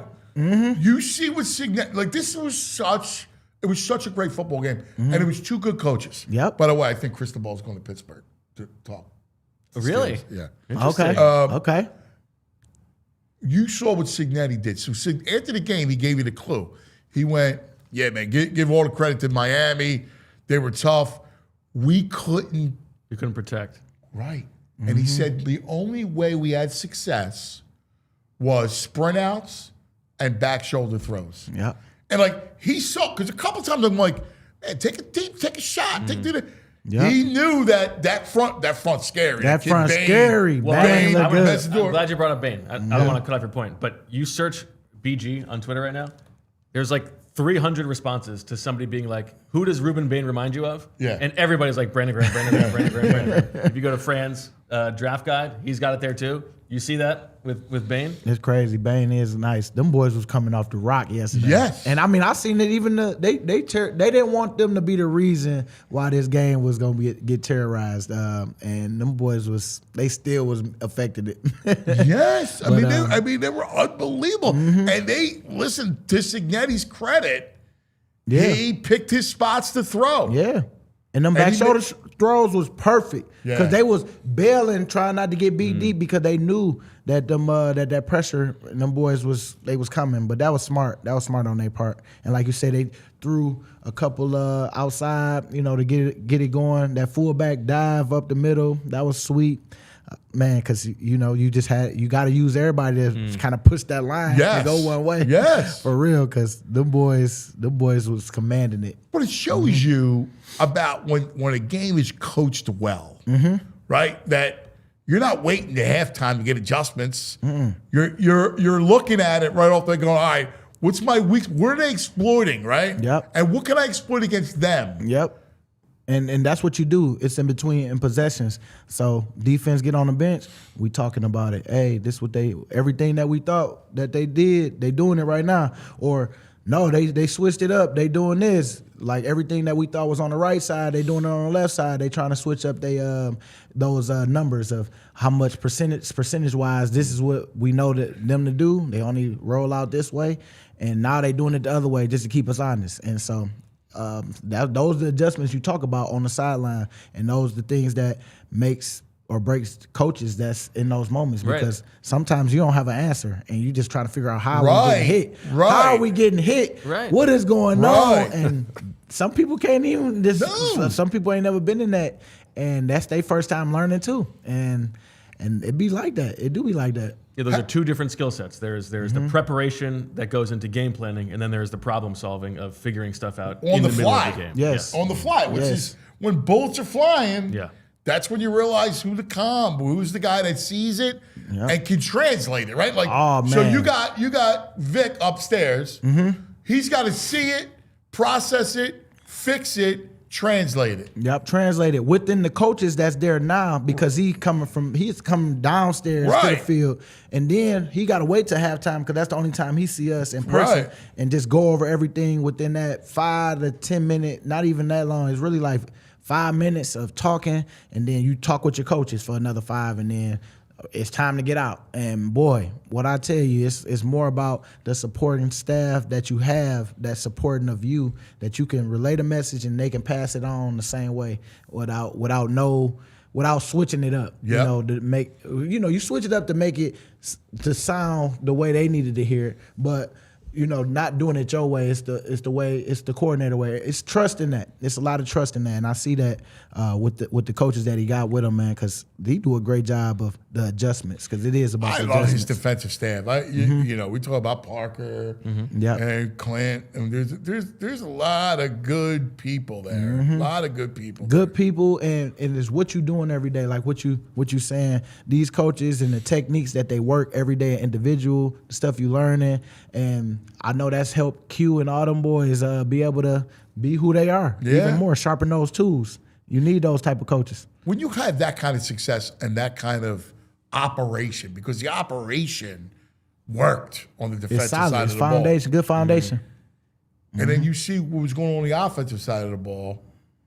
Is it hard to suppress it? Like they go, oh, man, come on, bro. Like, get a first down. You know what it is? You got to stay supportive in that because it's easy to be like, but then that's when we start having those moments of they just now pouring gasoline on the fire right now because now we doing stuff that we do well. We so worried about somebody else that we start getting beat, and it just becomes a domino effect of everybody just being down in the dumps. But you gotta go against that. Us as a defense, we gotta be the ones that's be the engine of the whole team. We gotta be the ones. I love that. I love that. It's like life, right? Yeah. Like it's easy to complain. Go to any workplace. Yep. People complain. It's not right. And then everybody jumps. Oh yeah. Yep. It's harder to be the light, and the answer is always the tough road. The tough road. The answer is always to fight to be in the light. Yep. Because it's better days ahead. Like, okay, just think for the teams that knew that they wasn't going to playoffs. They just had to. I've been on that before. Now it's just you trying to handle everything as a professional. Be a businessman because it's just professional and a businessman. Because if you out here looking bad and then you quitting on your team, who you think else gonna pick you up? People gonna tell exactly how you was in those moments, and other teams gonna know what they getting if they do take a chance on you. But you got to know that you always being watched in the good and the bad. And I want to be known I love football, and no matter rain, like what Jay say, rain, sleet, or snow, no matter what the schedule is, the record is, none of that is because this stuff already hard enough. Why I'm gonna make it harder by going out there and quitting on my team? And every chance we get it, I want to be here at the NFL. I want to make it to the NFL. And it might not look everything like you want it on the winning side of things, but I'm in the NFL, man. I'm going to go out there and dominate this. I'm playing for another contract. I'm playing for whatever you playing for. But I just never wanted that for myself. And that's what you see. That's what you see who you really made of, or what you really made of in those moments, those hard moments, because it do be people that kind of check it out, and that only comes with wisdom too. Yeah, like, it do. Like it's hard, young dudes to have that kind of, like they have to be taught, they have to be. You have to watch. Yes. Trent Cole was like that. Trent Cole was another one that worked hard all the time, no matter what. And I was thankful to have him and Jason Peters and those guys, like those type of like caliber players that I could see every day that sharpen their sword. And then it didn't matter if we was on the last game or the first game, they was coming with it every game. Were there veterans who maybe didn't work quite as hard, and so you had to decide which path to follow? Yeah. Oh yeah, for sure. You thought being with the cool people that's making plays and doing all this, but then you start seeing the real with some of them that, hey, it's only so long the talent gonna go. You Yeah. gotta put that work in for real. You know, you just talented and you out there, and it's easy for you right now because you're young. But then it started catching up to some of them, as you've seen, as I started become in the middle, where it was like 5th and 6th year, where it's like you start to see some of them decline, and you like, dang, how they decline? They just was, because they ain't taking off season serious, or you know, they ain't always knowing what to do. They got to be helped a lot out there. You just don't be knowing some of the stuff that happens where we all got to know the defense. We got to make sure that we run the play the way Vic told us to run it. And one person out of that gap could be the gap where he squeezed through on a run, touchdown. And it's like you don't see the little details of everybody on what their job description is and how they got to do their job. And so I know that's what you see. You got to put that hard work in, even with the talent, man, because definitely hard work will beat talent any day of the week, you know what I'm saying? Because after it only lasts for so long, and then your technique is what shows up when you get tired and stuff like that, and what you've been learning. And sometimes some people just skating by because they just better than the person in front of them. Without naming names, have you ever had a coach who was like a negative, always going to the darkness, or a complainer, and not like someone like optimistic, and you're like, oh man, this guy's crushing me? Yeah, you get some of them coaches that ride you to the end, that just old school, hardcore. I'm used to that though, but a lot of this new school is not used to that. It doesn't work in the locker room these days? You got to be able to adjust. That's why I think like a Nick Saban and all them kind of retired, because it's a new regimen, a new regime, you know, of people that you got to deal with. It ain't none of that. Like, I'm getting paid more than you now, coach, or I'm up there with you. Nah, you're going to have to talk to me nice, you know. It's so funny, but it's like that. I mean, some people hit the porter on you real quick because they ain't like how you said something about them or whatever. But it's just, you got to adjust with the times and find a way to still get the same messaging out. But you might have to know your personnel on who you're talking to, and you can't yell nowadays at people. You got to kind of come and take them in the room, and you can still be man to man.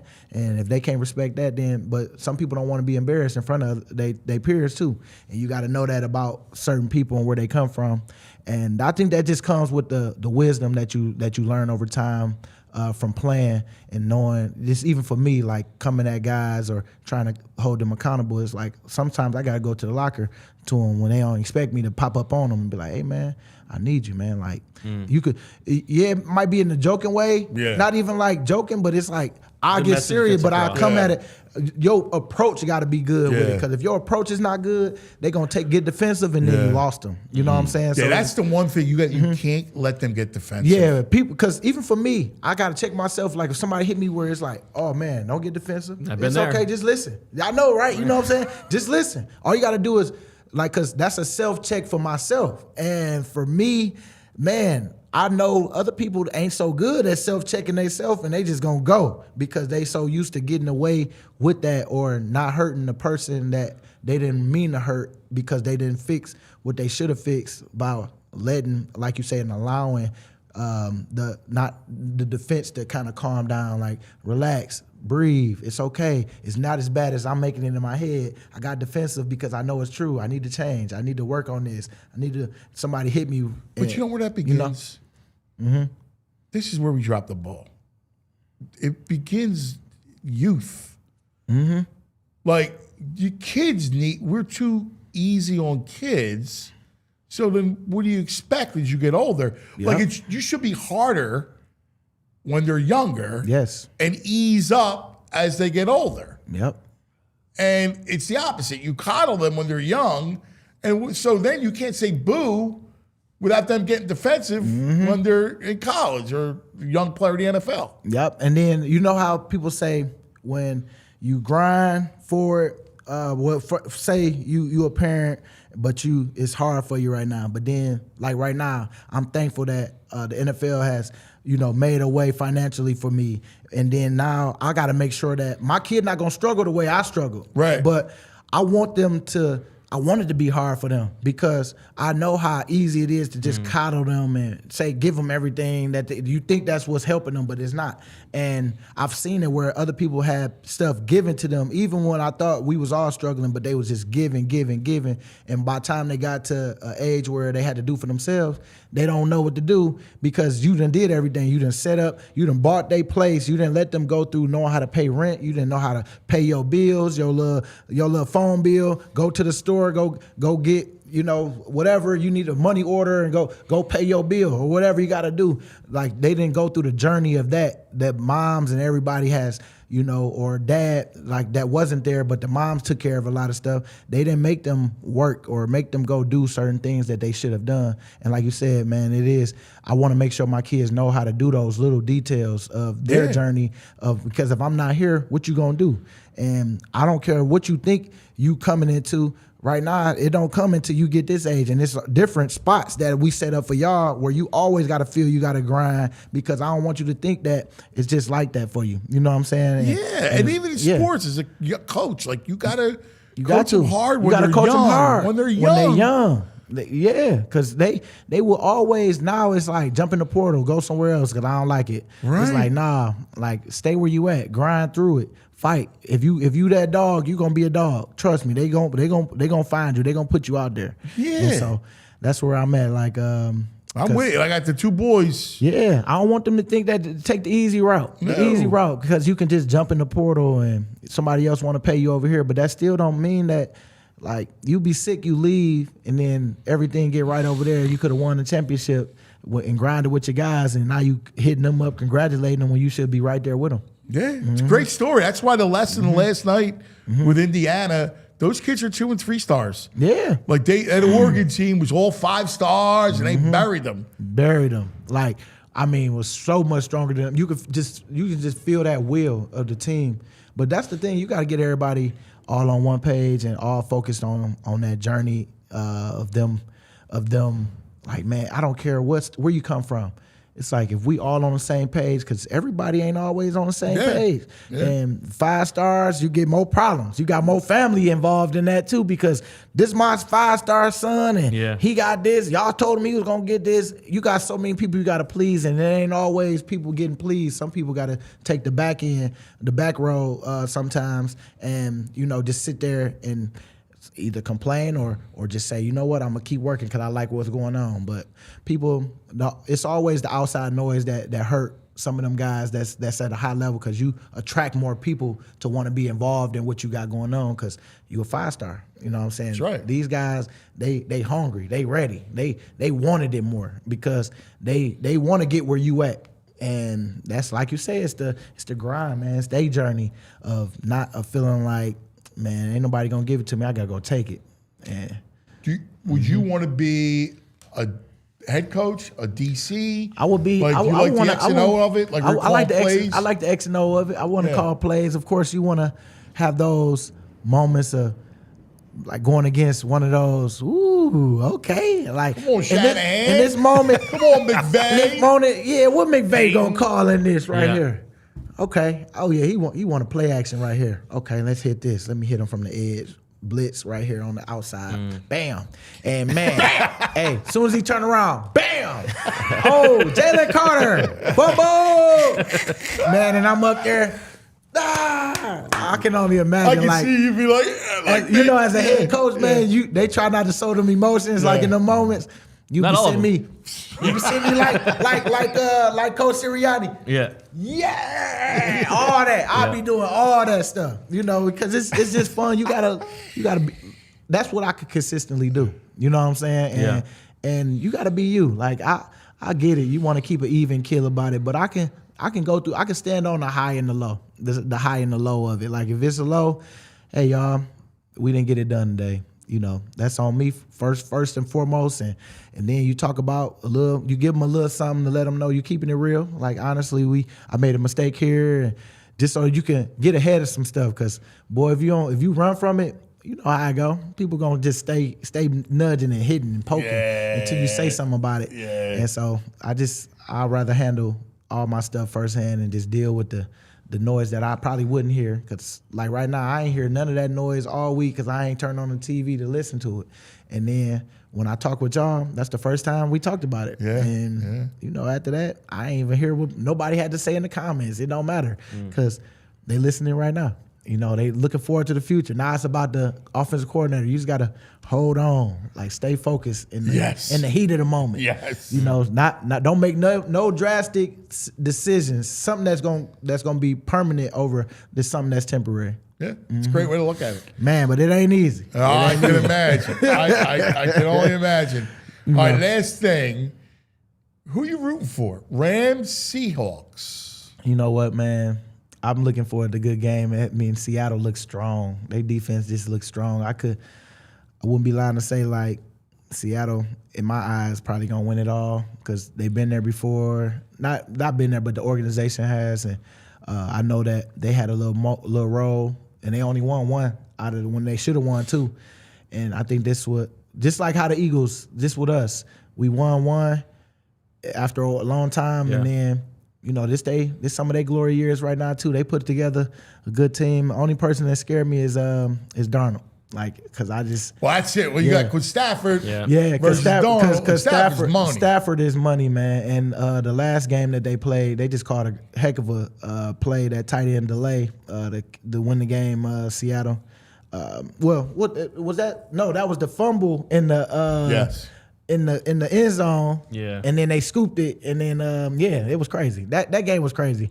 But I think if anybody could give Seattle a loss, it will be the Rams. And if the Rams do it, they probably win it all. Because the other side, it's a little troubling on the AFC side. Because you know you got Bo Nix that just lost. Drake May looking good.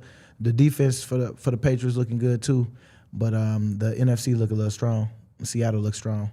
You didn't forgive me because all these years you didn't intersect with McDermott, did you? Yeah, that was my first year. Yeah, that's what I thought. That was his first one and only year as a coordinator with us. You know, that's what I was thinking. Yeah, that was my first year. So, I mean, I'll be honest with you.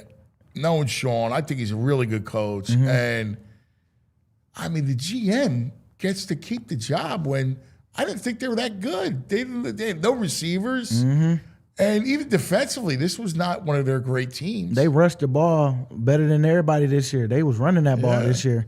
And I really thought that Josh Allen made that half, before the half, that fumble, that was crazy. For them to lose by, what they lost, by three? Well, it was an overtime. Yeah, overtime. But I'm saying they would have been up. You gave up. You gave up that. You gave up that play, the way everything played out. That was sloppy. That was a little sloppy. Yeah. We talked about that when we played them. It's like, you know, they don't protect the ball as good. Interesting. And, you know, because we always watch that type of stuff, see who protecting the ball and who care about the ball, because it's all about the ball. That's what Coach talk about. And we would show him just holding it loose all the time, man. Even with Jalen Phillips, that play was just it's just like, I know he was throwing it, but he get a lot of those, like, just be loose with the ball. That's true. You know what I'm saying? And, it didn't surprise me, but in that moment, in that situation, it's like, man, you gotta get down, or you gotta make sure that you at least having it right here. He just had it like low and got spent around, and that ball just was like just gone. Yes. But you surprised Denver's there? You surprised Denver's there?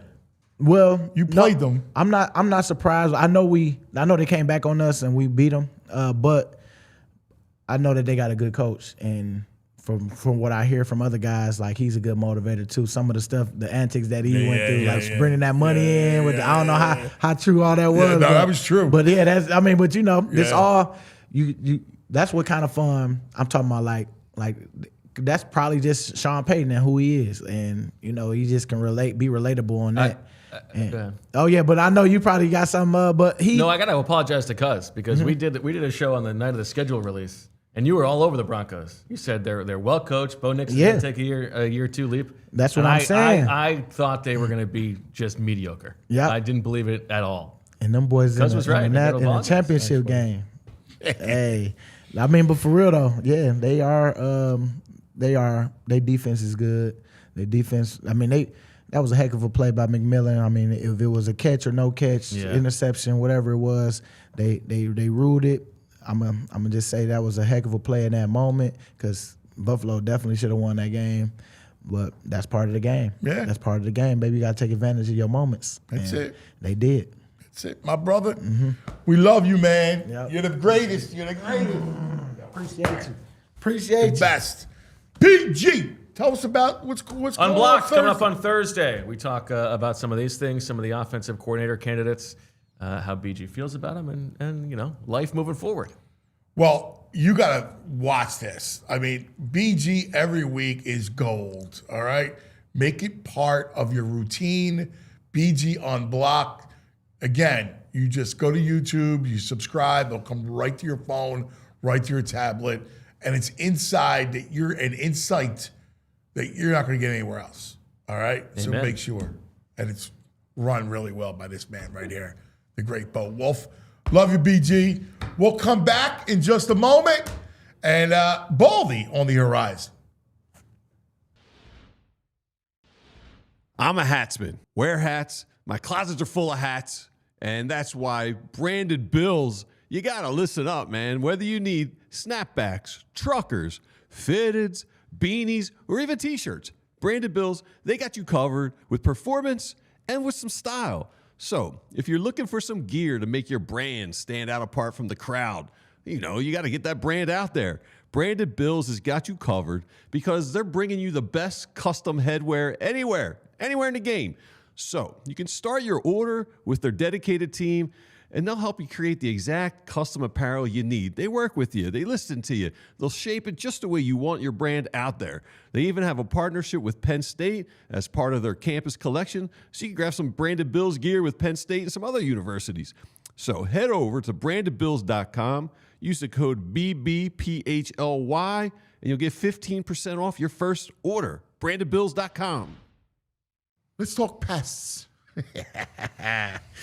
Rats and roaches and all kinds of creepy crawlers. Cutters. All right. Evans Cutter Gauthiers. Yeah. Yes, that's Evans Pest Control. Not some giant national chain. Family-owned, community-focused pest control company right here in our area, and they've been earning the trust of our neighbors for years. I can tell you here where there's a rat problem, and it has been eradicated. I haven't seen by any Evans turds. Pest Control. They can handle anything: rodents, insects, termites, bed bugs. They offer priority services consultations, which is huge when you have a problem with pests. All right, tell you got to check it out. They got won the Best of Philly and Philly Favorite Gold Award. They got to go and visit evanspestmgmt.com. That's Evans Pest Control at evanspestmgmt.com. All right. That's fun, man. He's the best. BG's the greatest. He's just the greatest. The best. Hope you guys enjoyed that. And now we go from BG to on the Xfinity mobile call-in line, Baldy.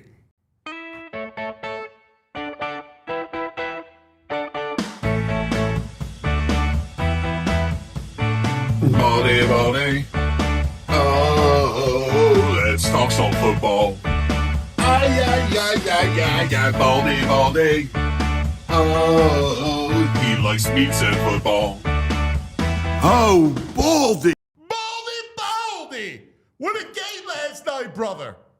Yeah, it's all you can hope for, honestly. That's all you can hope for. I mean, Miami's got the ball in the final minute going down. They got a little greedy at the end there, but, it came down to the wire, man. And we saw great coaching on both sides. The block punt for a touchdown, the 4th and 4 quarterback draw after they were, the whole thing was just so much drama. It was great. It was fantastic, man. And you're right. And you know what? Signetti was a great story, man. He's great for the game. He's old school, right? Like, look at how he run.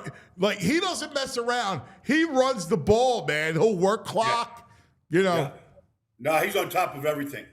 Like, you can just tell how organized they are. Just organized, man. And look, Mario is too. I know an NFL team that's interviewing him today. And if I was a team, I'd be very interested. I've been to his practice. I've seen how he works. Jason Taylor's coaching his defensive line. I see the whole operation. It's amazing. Maybe that's how it is at Alabama and Georgia, these big schools. Maybe it is, but I haven't seen a practice that I saw at Miami in years. Yeah, I remember you saying that, how impressive. He was great. The thing I love about Signetti is, like, after the game, he was talking about, he's like, we couldn't block. He goes, we couldn't handle their front. If you noticed, he talked about some of the plays were sprint outs, right? Like moving the pocket. So like he saw what was going on and he adapts, right? Like adjustments. That's what's so great about it, right? Like he's like, no, we're not going to be able to step back and drop back.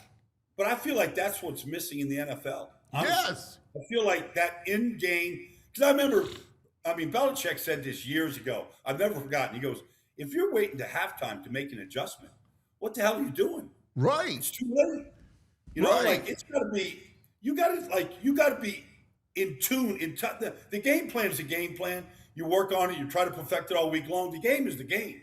Like I remember Green Bay loses to Chicago, right? They're winning 21-3 at the half. And I hear LaFleur saying in the post-game press conference, yeah, they started blitzing off the edge and we didn't do a good job of handling it. I go, well, no shit.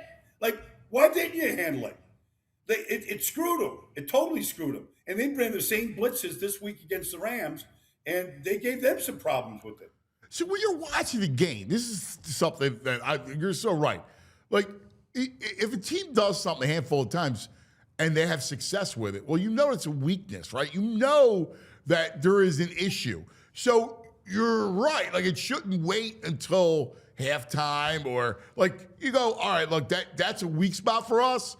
So what do we have to cover that up? Do I need to keep the back in to help protect? Like, there's all that stuff that should be going on the fly. Well, I watched after the Chargers Patriot game, right? I'm watching the game, studying it the day after, and I'm going, they're going to fire the offensive line coach Mike Devlin, who's a friend of mine, and they're going to fire the offensive coordinator. Like, they couldn't figure out their protection. Yeah. They're packing it in with 7. The Patriots are rushing 4. They're dropping 7 into coverage for 3 receivers, and they're still getting to Justin Herbert. I'm like, that's how you get fired. Yeah. When they beat you at, like, you can't protect your quarterback. No matter what you try to do, that's when you get fired. And when you have numbers, like, that's bad. It's numbers. It's numbers.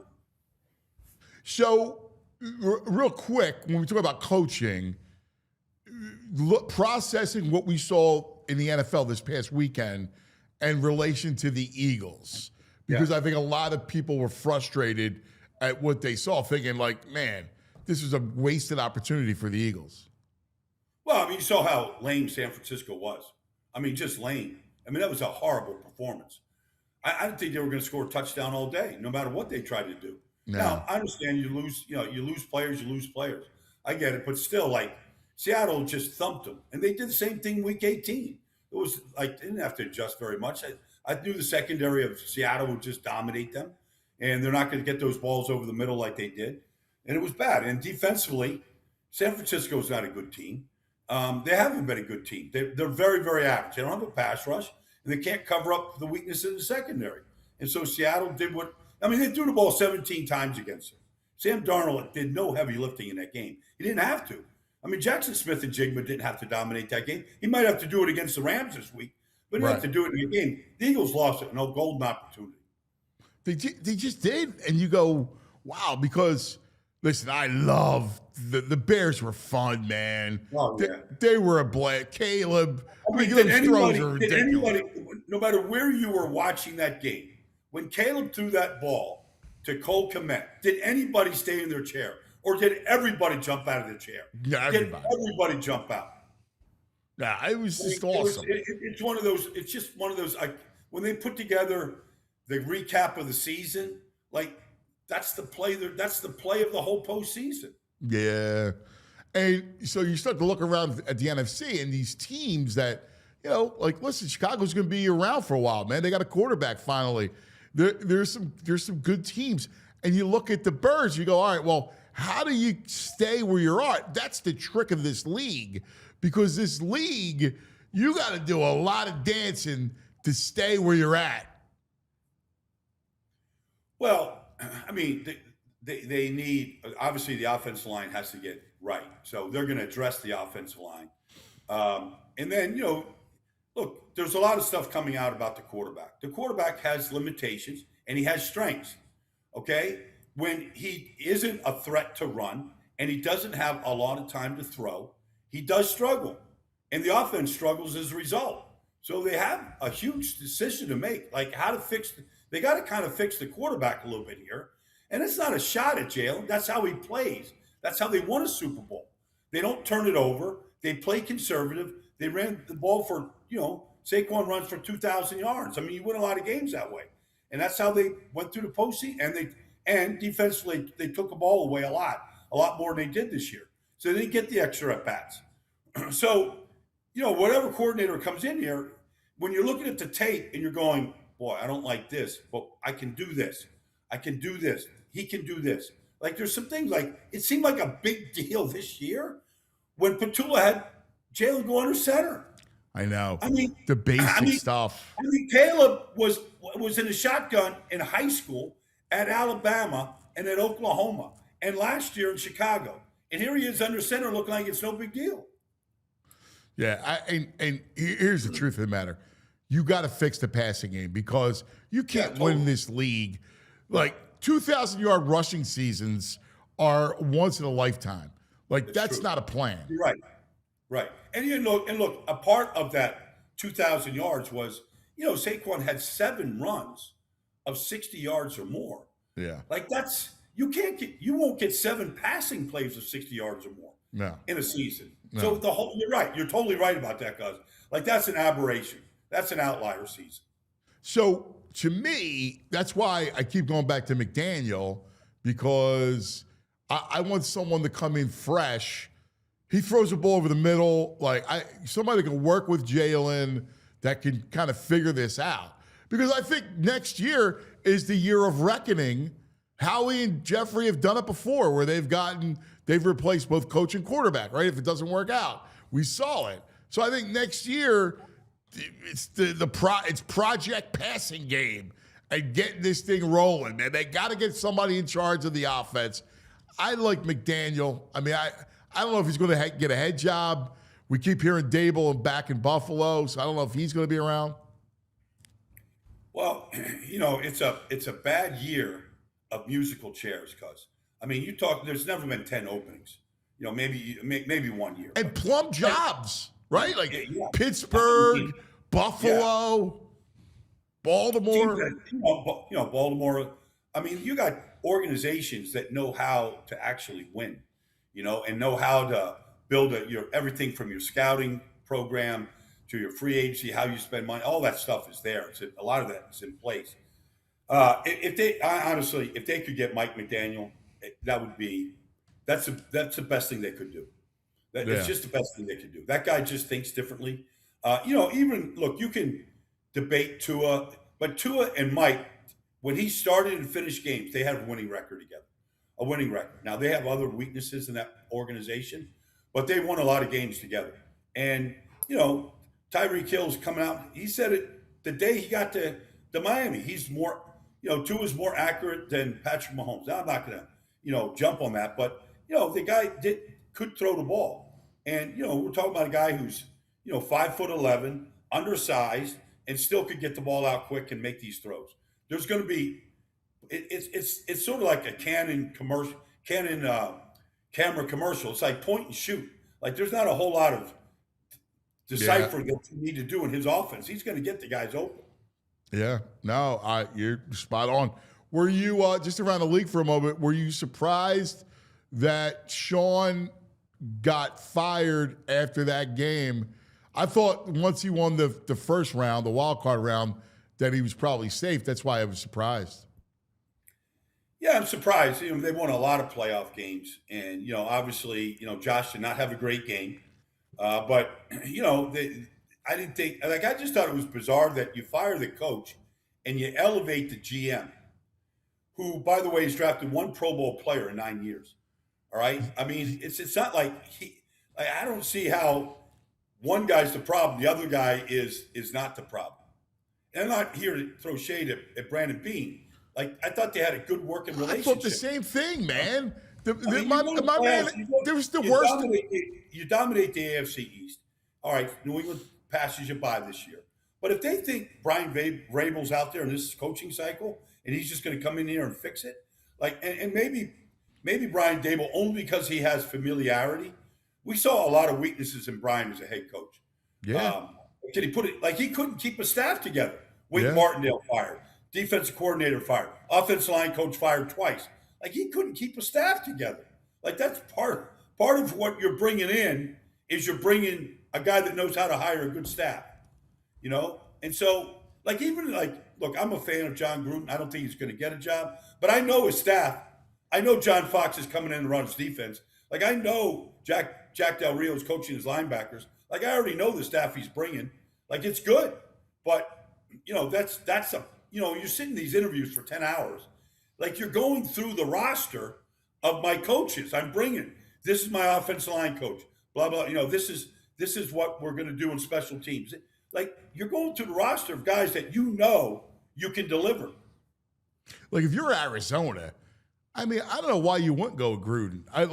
Because you got a guy that's hungry. You got a franchise that's a woe-begone franchise. That's your quickest way to get back. You got a smart football guy, going to bring in experienced staff. That's how you. That's the shortcut to win. Like I just came out of a offensive meeting, install meeting with Brian Billick. So he's got his whole. You know, I'm down here for the All-American Bowl, and it's Thursday night, and so we're 2 days away, and Brian is going through it, and he's so thorough. He's still good. But I sat in John Gruden's meeting the other day, last week, and I'm telling you, that was the best looking. Like, that's the best looking bowl game I've seen. Yeah. And I told that to Bill. Like, I go, Brian, like, John can flat out coach, man. The execution and the quarterback play, you couldn't ask for anything more. Yeah. I agree with you. I totally agree that if Arizona really wants to, like, and especially in that division, right, with those two teams. Yeah. I think you're getting a gem. I'm with you. My brother, listen, I'll let you go, coach. And they got practice coming up. We'll catch up with you Thursday. I'm dying to hear what you're doing, you know, what practice looks like the next couple of days. You got it, man. I'm going to go out there and go check it out. Thanks, guys. I'll talk to you. Have a good one. Love you. Baldy! Everybody's wearing white today. Baldy's all whited out. Tyler's got white on.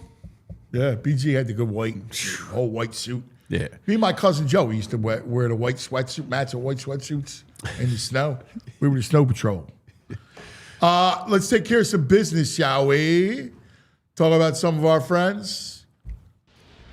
Like Parks Casino. Yeah! Parks Casino, Street Road Bet Seller, Mecca for entertainment. Girls' night out, guys' night out, date night. Great restaurants. Incredible, well, the fun, the tables and the slots and the sports book, all that stuff. Also, the entertainment, top-notch entertainment at Parks Casino in the Excite Center. Coming up, you got January 31st, the Marshall Tucker Band, Jefferson Starship. How about Piano Man Generations, a tribute to Elton John and Billy Joel? How about Candlebox on March 6th? How about comedian Tracy Morgan, March 14th? I saw his new show. He's a football player who gets banned for gambling. He was called his bookie while he thought he was doing a SportsCenter live hit. Check out all that incredible entertainment at parkscasino.com. You got to be 21. If you have a gambling problem, call 1-800-GAMBLER. We got a weekend of NFL playoffs. Oh, my. Make sure you got your Xfinity set up in order. Call today. If you're not in order, you got to get to Xfinity today. The setup is next level. You got to check it out. It's unbelievable. It's the only thing I have that I love is my Xfinity setup. I got next level watching. I got Series 4K, enhanced sound. I mean, you name it. It's such a great place. And because I watch all this stuff and I love all this stuff, there's nothing better than Xfinity. You got it all. There's no annual contracts, no hidden fees, and Xfinity's best equipment is included. Take it from me, a lot can change in 5 years. Championships are won, records are broken, dreams grow bigger, but your Wi-Fi should stay reliable. Learn more, Xfinity.com. Xfinity, imagine that. Restrictions apply. All right. Yeah, buddy. Oh, man, we are in store for a nasty weekend and maybe even beyond. But let's first go to OT. That's right. We're in overtime. So you're watching any of the streaming platforms that we use, please head on over to YouTube and like and subscribe. It's free. It comes right to your inbox. It's gold. All right? This way you don't miss the show. We appreciate it. If you like it, does a good job with the algorithm, so we appreciate that. Yeah, it's going to be... Just saw some guy from like Virginia saying, plan to be days without power. Hopefully that's just down there. Not up days here. Without power in a freaking blizzard? Yes. Frozen pipes everywhere. Hey, can we talk about bad pipes here? This urinal we got here doesn't flush properly. It was being fixed in there. It was? Because I saw they threw some mats down under it just to collect them. No, they're fixing it. The guy's here. Oh, all right. That must be what the mats are. The guy's fixing it. Yeah, the dude's fixing it. It's like a flood in but here. Dude, do you see, like, I saw the iPhone, right? Like, whatever, it's weather. And I usually get my weather from Vinny because he's a meteorologist. I call him AccuVinny. But I'm looking at it, and I go, look at this. Sunday, precipitation total. All right? And I'm looking, and I'm going, wait a second. What? Is that inches? 11 to 13 Sunday. 6 to 8 Monday. 6 to 8 on Monday. What? And meanwhile, like, there's no chance. Either the storm misses us, but it's not going to be too warm. Sometimes it's too warm for it to snow. Yeah. Not this weekend. No. It's going to be freezing. And it's weird because it's south. Like, south of us is going to get worse from the models I'm looking at. Like Virginia, Tennessee, they're going to get. I know. That's why Vinny was like, usually they get it up, because he lives in like East Pikeland, right? Okay. So he usually gets it worse. It's usually like 8 degrees colder up there. I don't even know where it is. And I'm in Mulk Hill. So I usually miss a lot of the bad stuff because it's usually more wet, rain. Yeah. But not this time. This time we're all going to get buried. Yeah. Especially the city and Jersey and Delaware. Speaking of getting buried, Dombrowski must be talking today because everyone's quoting him. He is. He spoke. There was potential of signing another free agent, a marquee one. We're content where we are on my yacht. We're content where we are. Who is? Nobody outside that building. You're not content where you are because you tried to get Bo Bichette. If you were content, you would not be trying to get him. Like, come on, dude. Yeah, I got to tell you. Come on. He's a disappointment. People like rave about him. Oh, if he wants somebody, he gets them. Hall of Fame. Listen, he's had a really good career. So, it is what it is. He's no Pat Gillick. I'm not saying yes, you're right. I mean, he's missed a lot. Yes. Pat Gillick was good. He would find off the trash heap and bring them in, and they contribute. He doesn't do that as well. His like mid-level players, they stink usually when they come in. Well, if you're thinking about what do you give him props for, right? We look at the team. Like he went in, when it comes to big name free agents, now I don't know. I mean, it's Middleton, but Bryce, Turner, Schwarber. Yeah, Taiwan. Nola contract. Bad. Cassidy. We liked Cassidy when he came here. It felt like that. We're getting Cassidy and Schwarber. Look out. Bombs. Yeah, but he did come from Cincinnati where, I know. That lies. And in Detroit, he wasn't a big, he was more of a doubles guy. The outfield, my biggest beef with him is his outfield has been the worst. And he's tried to use the trade deadline fix. Yes. And he hasn't been good at it. But Buster Allen here, a couple weeks ago, says, if it stands as is, this is the worst outfield in baseball. Is there anybody worse? The Rockies? I mean, I don't know if I definitively go worst, but it's going to be probably in the bottom 5. Yeah. I mean, you're talking about a platoon in left, a 22-year-old kid in center, and a reclamation project in right. Yeah.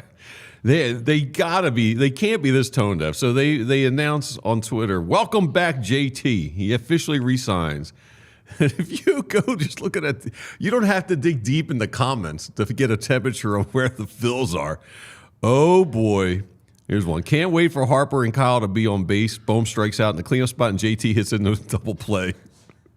They got a meme of just his face that says, "I'm about to ground out so bleeping hard right now."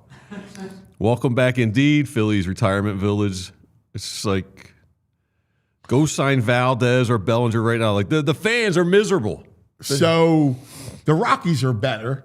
They are. Jordan Beck, Brenton Doyle, and Moniak, who had Moniak would be a stud right he now. had like 30 home runs last year. Now I know it's Colorado, but Beck and Doyle are better than what you got. Yes.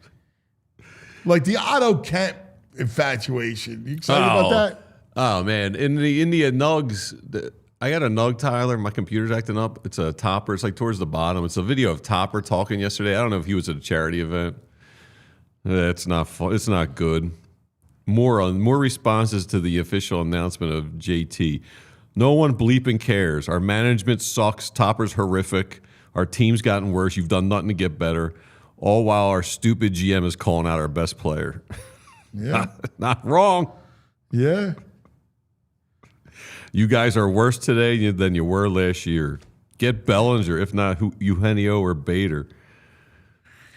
Yeah, well, I mean, they're not going to get Bellinger. They're not going to get Suarez. No, they're not going to spend 30. I know that, who brought it up? John Morosi brought up Valdez. Yeah, he dropped that last night. I'm not even buying into it anymore. Nah, I don't think.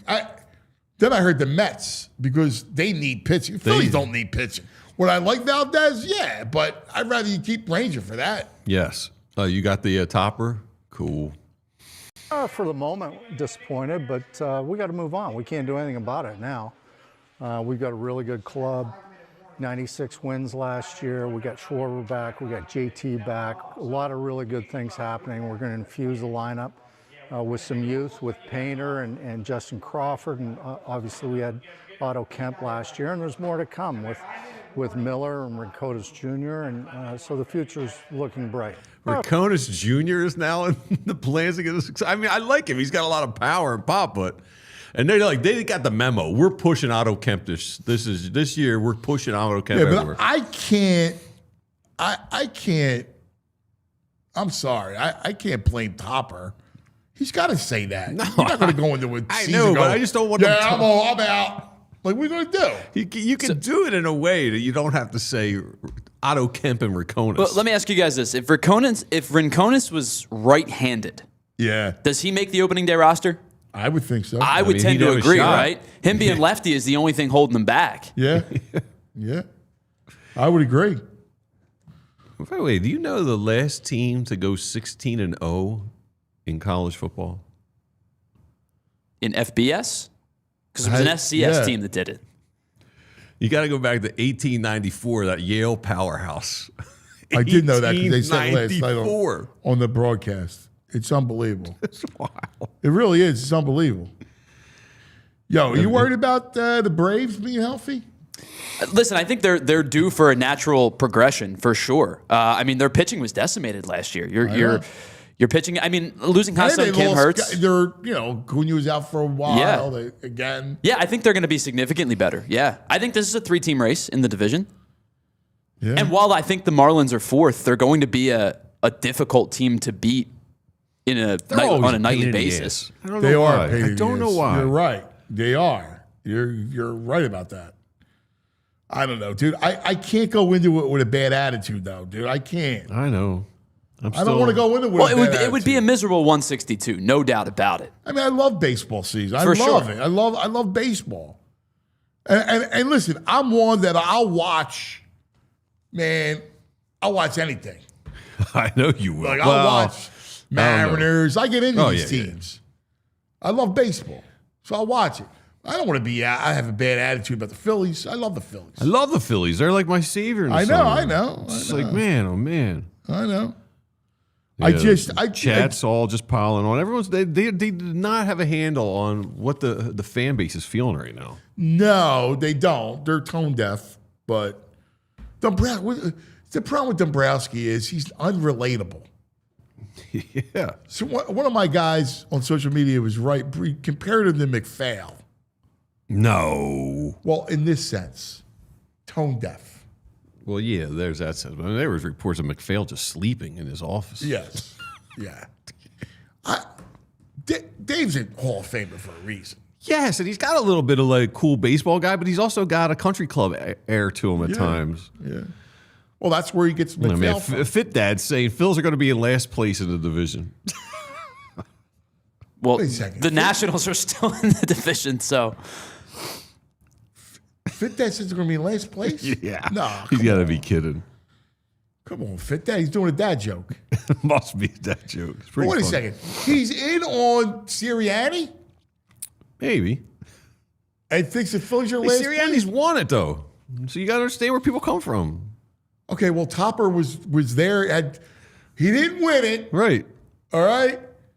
But Sirianni won it as he was the passenger on that train, as we found out by Jeff McClain. And I've been talking about it for a couple of years now, about how he was very close. Right. Like, to use gangster parlance, the hole was dug. Right. The hole was dug for him. I mean, if you do devil's advocate, maybe the team felt that and rallied around that. Stop. You watch the game. Stop. I said I'm playing devil's advocate. Okay, you can be, that's a stupid advocate. Come on. You could have went in there. I think you could have Coach Count Dracula could have won. Anyway. All right, VG would have 17 primetime games to stay out of the sun. They'd be playing 8:20 every night. I love it, dude. Love it. Coach Count. So we're not really prepared for ducks. My laptop is not functioning properly. All right. Well, so we got it back in the day. We'll call it a day. We're going back. We're going back. We're going back in the day with True Mark. Oh, yeah. So you got to do it just because everyone's seeing it, it's everywhere, but you just got to do it because what Konecny has done is just unbelievable. So this goes back to his introductory press conference where someone basically says, are you drunk? Are you high? Do you really think you're going to get kids to come to Indiana? What makes you think you can do this? And the infamous response. Yeah, it's pretty simple. I win. Google me. Yeah, it's pretty simple. I win. Google me. Yeah. How great is that? The guy's a great coach, man. Although he took that line, do you know when you say Google me, who comes to mind? Local guy, friend of yours? Mikey Miss? Yes. He was in an argument with the player or someone. They're like, who are you? He's like, Google me. Do you remember that? Mikey Miss, baby! Google me. I do remember that. That's awesome. Google me. Google me. That's fabulous. Mikey. That's great. I think he was arguing with Skip Bayless at the time. Was it Skip? Yeah, you're right. Skip It was something Skip. that was It like was Mike Skip. said, Google me. Yeah, it was Skip. Yeah. I got to get Mike in here to talk about back in the day. That'd be fun. Yeah, Tyler he mentioned he just bought a house. He might have to shovel. This is the first time you got to be lone responsible. Well, so we did it this weekend, but I got to be honest with you guys. I picked a pretty crappy year to buy a home. Yeah. We move in right after Christmas. It's like, oh, it's the holidays. Everything's awesome. Yeah, now we get this nonsense for 3 weeks. You got a snowblower? No, not yet. That's the problem. I'm going to be out there with a shovel. You don't get one today. These reports keep coming around. They're going to be sold out. My back is going to be a disaster by the end of the weekend. You have a snowblower? No. You shovel? Yes. I have a snowblower. No. You're crazy. That'd be the first thing I'd buy. If I went to the burbs, the first thing I'm buying is a snowblower. Well, I don't care. I hate shoveling. Dude, it never snows. Like, you know. We had, I don't know, a handful of snows since I've been out there. And now I got the kids. Well, they don't do anything. Hey, they're not shoveling. Moss will mess up his hair, dude. That one, without a doubt. He's I love him to death, right? But geez, sometimes he just doesn't.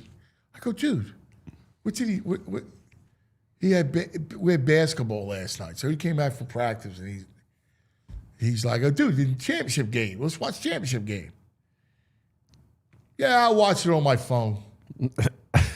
Willie Watt? Like, dude, it's a championship game. Yeah, like, you don't want to watch it with Dad? You know, yeah. I said I got the dog. It's me and Juno. Yeah. Me and the dog are watching. He don't even want to watch the championship. I got 2 football players. The big one, I got to go to bed early. I mean, he gets up every day, 5:30. So Wow. Good for him. He's that disciplined. He puts himself to bed? Yeah. Wow. Oh, yeah. Wow. Yeah. He gets up. That's impressive. And I'm up there I'm up with him. Yeah, that's impressive. Every day. And I take him to the bus stop and, But the little one, come on, bro. I love Moss. All right, that's going to do it for us. Bot, good job, Bot. Nice work, Tyler. Appreciate it, brother. Everybody have a great day. We love you guys. See you in the morning. We all silly like the mayor.